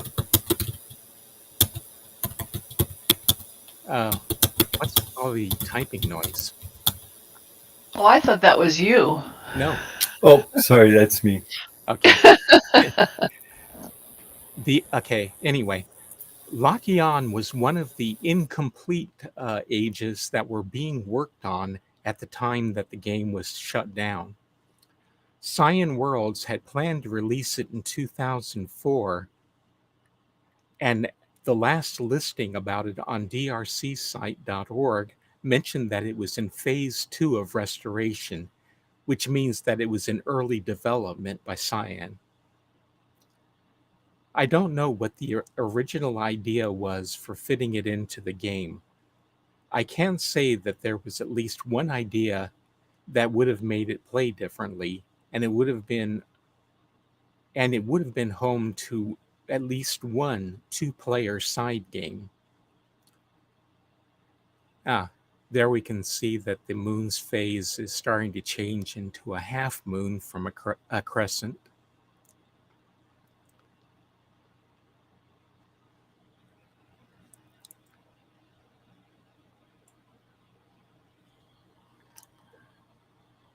Richard A. Watson told me a few things about the side game. He didn't remember many of the specifics, but the playing field would have been consisted of a raised platform of hexagons above the ocean water off one of the beaches, and might have looked a little like the pyramid puzzle in Kadesh Talesa.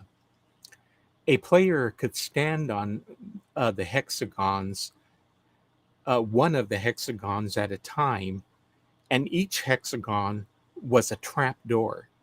The two players started at different positions on the platform and alternated moves, moving to any adjacent hexagon.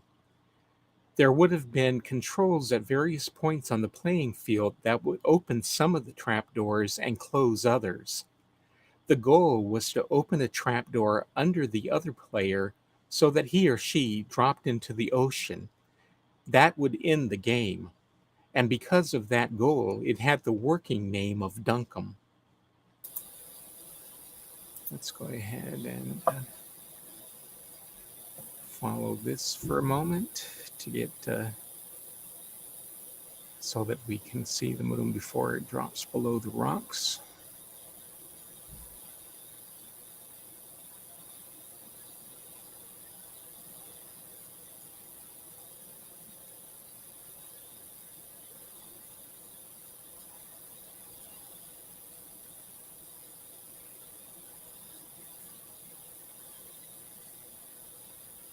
This should do.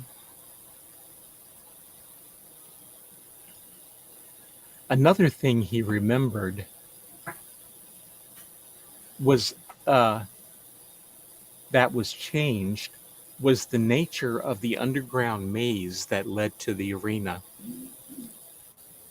In early stages of development, okay, it disappeared, so there's no point in watching that anymore.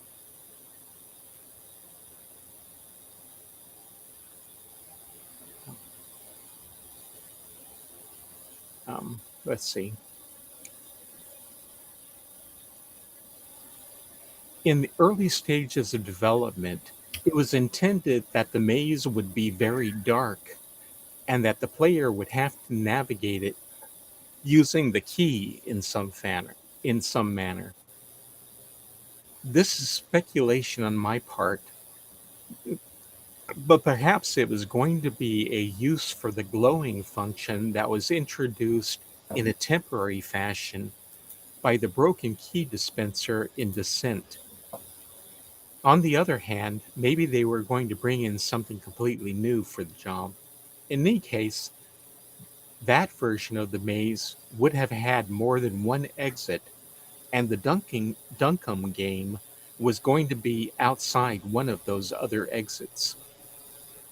One thing that didn't change is that a clue to navigating the maze was going to be in the trade house. In the original plans, players needed to find a map of the maze there. The Creesh used the maze to maintain a separation between themselves and the jewelers. They often smuggled smaller jewels from the Laki, and the maze provided a way of preventing the jewelers from finding out. Unlike a conventional map, the paper the players found, or were supposed to find, was more of a guide rather than a path.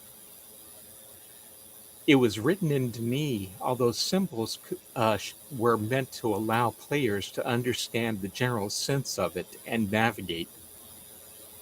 The guide was supposed to be something like this. Clue A was walk 20 paces until the sound of water is heard and turn toward the blue light. Walk 10 paces and turn toward the red light. Walk 15 paces until the wind can be heard and turn toward the green light. Walk 20 paces and turn toward the yellow light. The measurement of paces was supposed to be very important. The pace measurement proposed was not an avatar's footstep, but a line of measurement in the Creesh rest house. I can hear you typing again, Arte. Yep, sorry about that. The line... He's writing his story night script. Yeah. The line... No, actually, I'm writing to Shiloh. The line in the rest house might have been the equivalent of 3 footsteps for both male and female avatars, but that was something players would have had to figure out on their own. Okay, let's see. Let's bring up my images again. And then browse. Here we go. Open that. And then resize it so we can see it.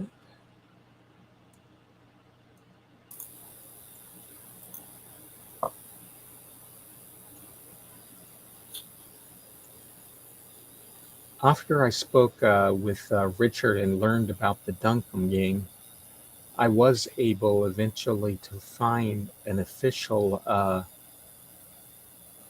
treatise by Cyan on what they were planning for the age, and that included this, which is this picture, which is a diagram of what the Dunkum game playing field was supposed to look like.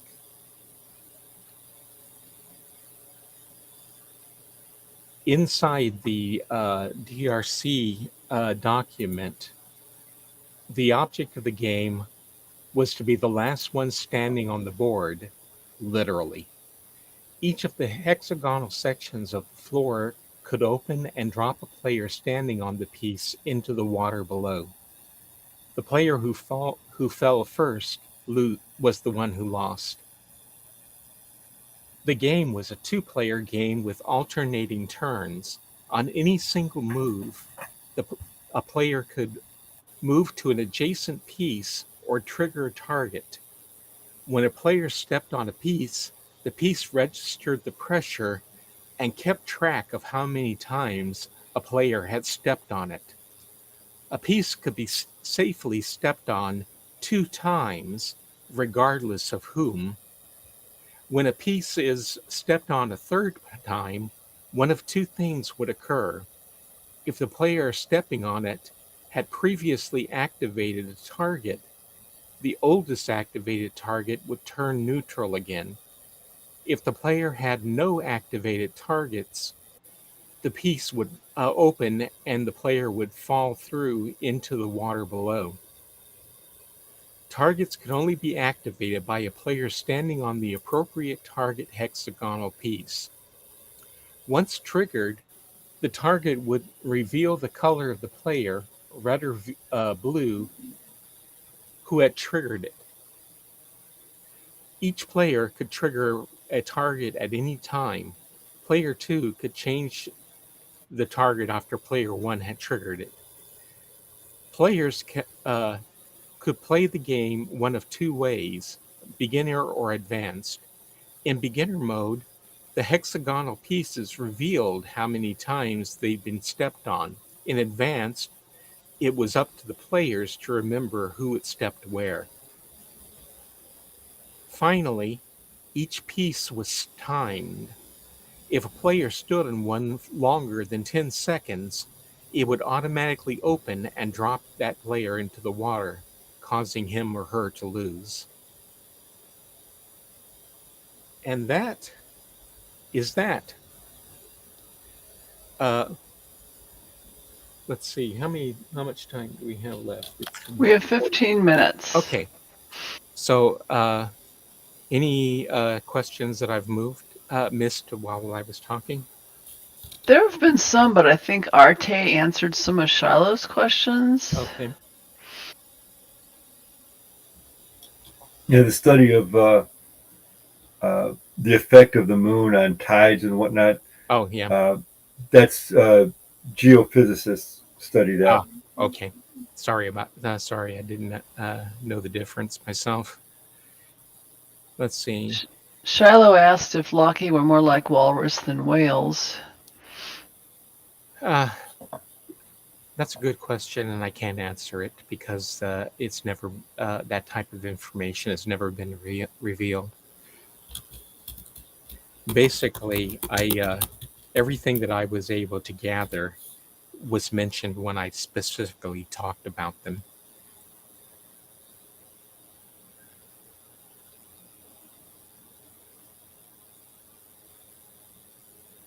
As for anything else,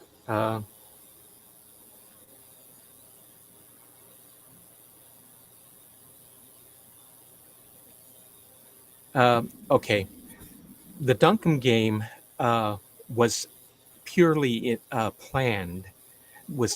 As far as I know, they never actually did a demo version of it, so it never existed in real for real.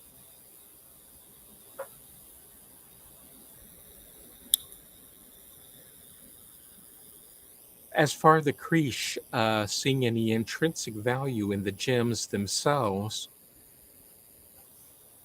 that's not a question that was answered in the document that I read. It just mentioned that they occasionally took them, but it didn't say why they took them. I would presume that they might have had the same kind of attitude toward them that Central American Indians had toward gold, which is that it was pretty and could be used to make pretty jewelry, but it wasn't useful for anything that like for barter. well, they didn't place any barter value on it. No, it was mostly the only value that Central American Indians had on gold was as a decorative substance that made pretty objects. But it couldn't be made into a weapon, and it couldn't because it was too soft, and they didn't place any value on it for just because it was free. The Spaniards, on the other hand, placed great value on it and were entirely willing to murder in mass lots to get their hands on it.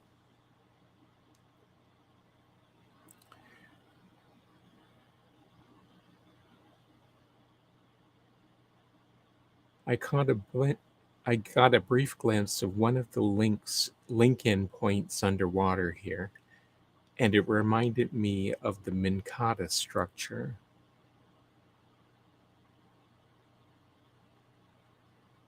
What you may have seen possibly was a view of the Lincoln bubble uh, that the Barrow put here from underneath, in which case it would not have looked like it does on the surface.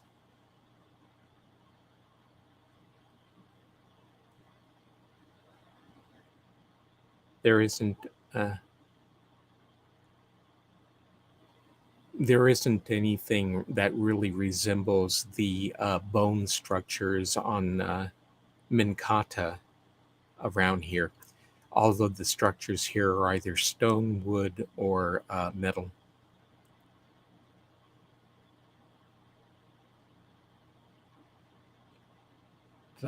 Any other questions that I missed? I don't think so. Okay. In that case, that is everything that I have for today's tour, and I thank you all very kindly for showing up for it. It was a pleasure to conduct this for you. Also, so thank you everyone. Thank you Larry and Arte for our historians. Me and Susan being your host, as well as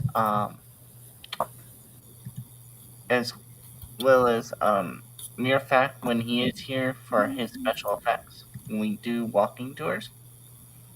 Also, don't forget to donate to the CavCon. This helps keep the lights, and we can keep bringing you these tours each and every time, as well. And I believe Larry and Arte have some events they'd like to discuss.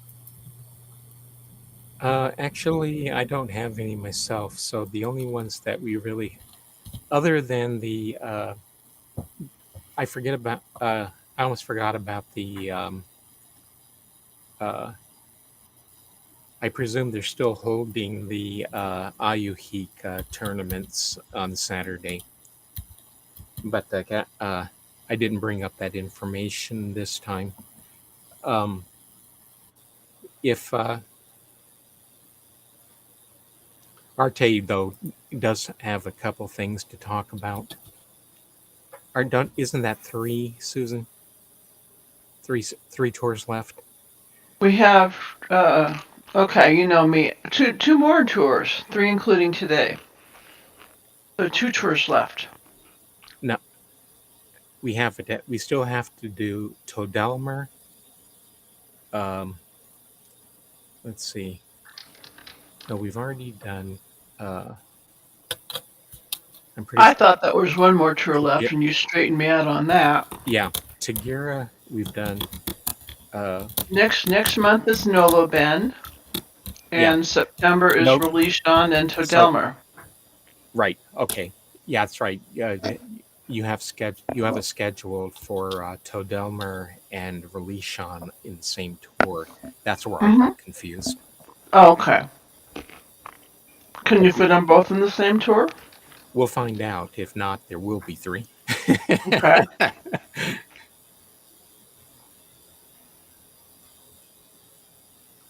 Anyway, Arte, if you would please tell us about your events today. All right, so story night. It's the third story in the saga. I'm sorry, the second story from the novel Myst, the Book of Atris. And tonight we're going to learn of Gen's son and of Anna's second attempt to raise a good and decent child.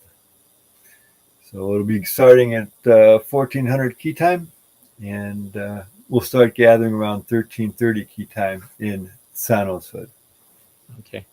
I don't have the chat in the stream this week, this time, because I forgot to enable that.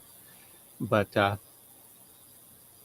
Brooke Scott 87 mentioned that Ayohik is going to be held in the competitive Myst online hood at 2100 key time. Everyone is welcome, and if you don't know the rules to play it, they'll teach you.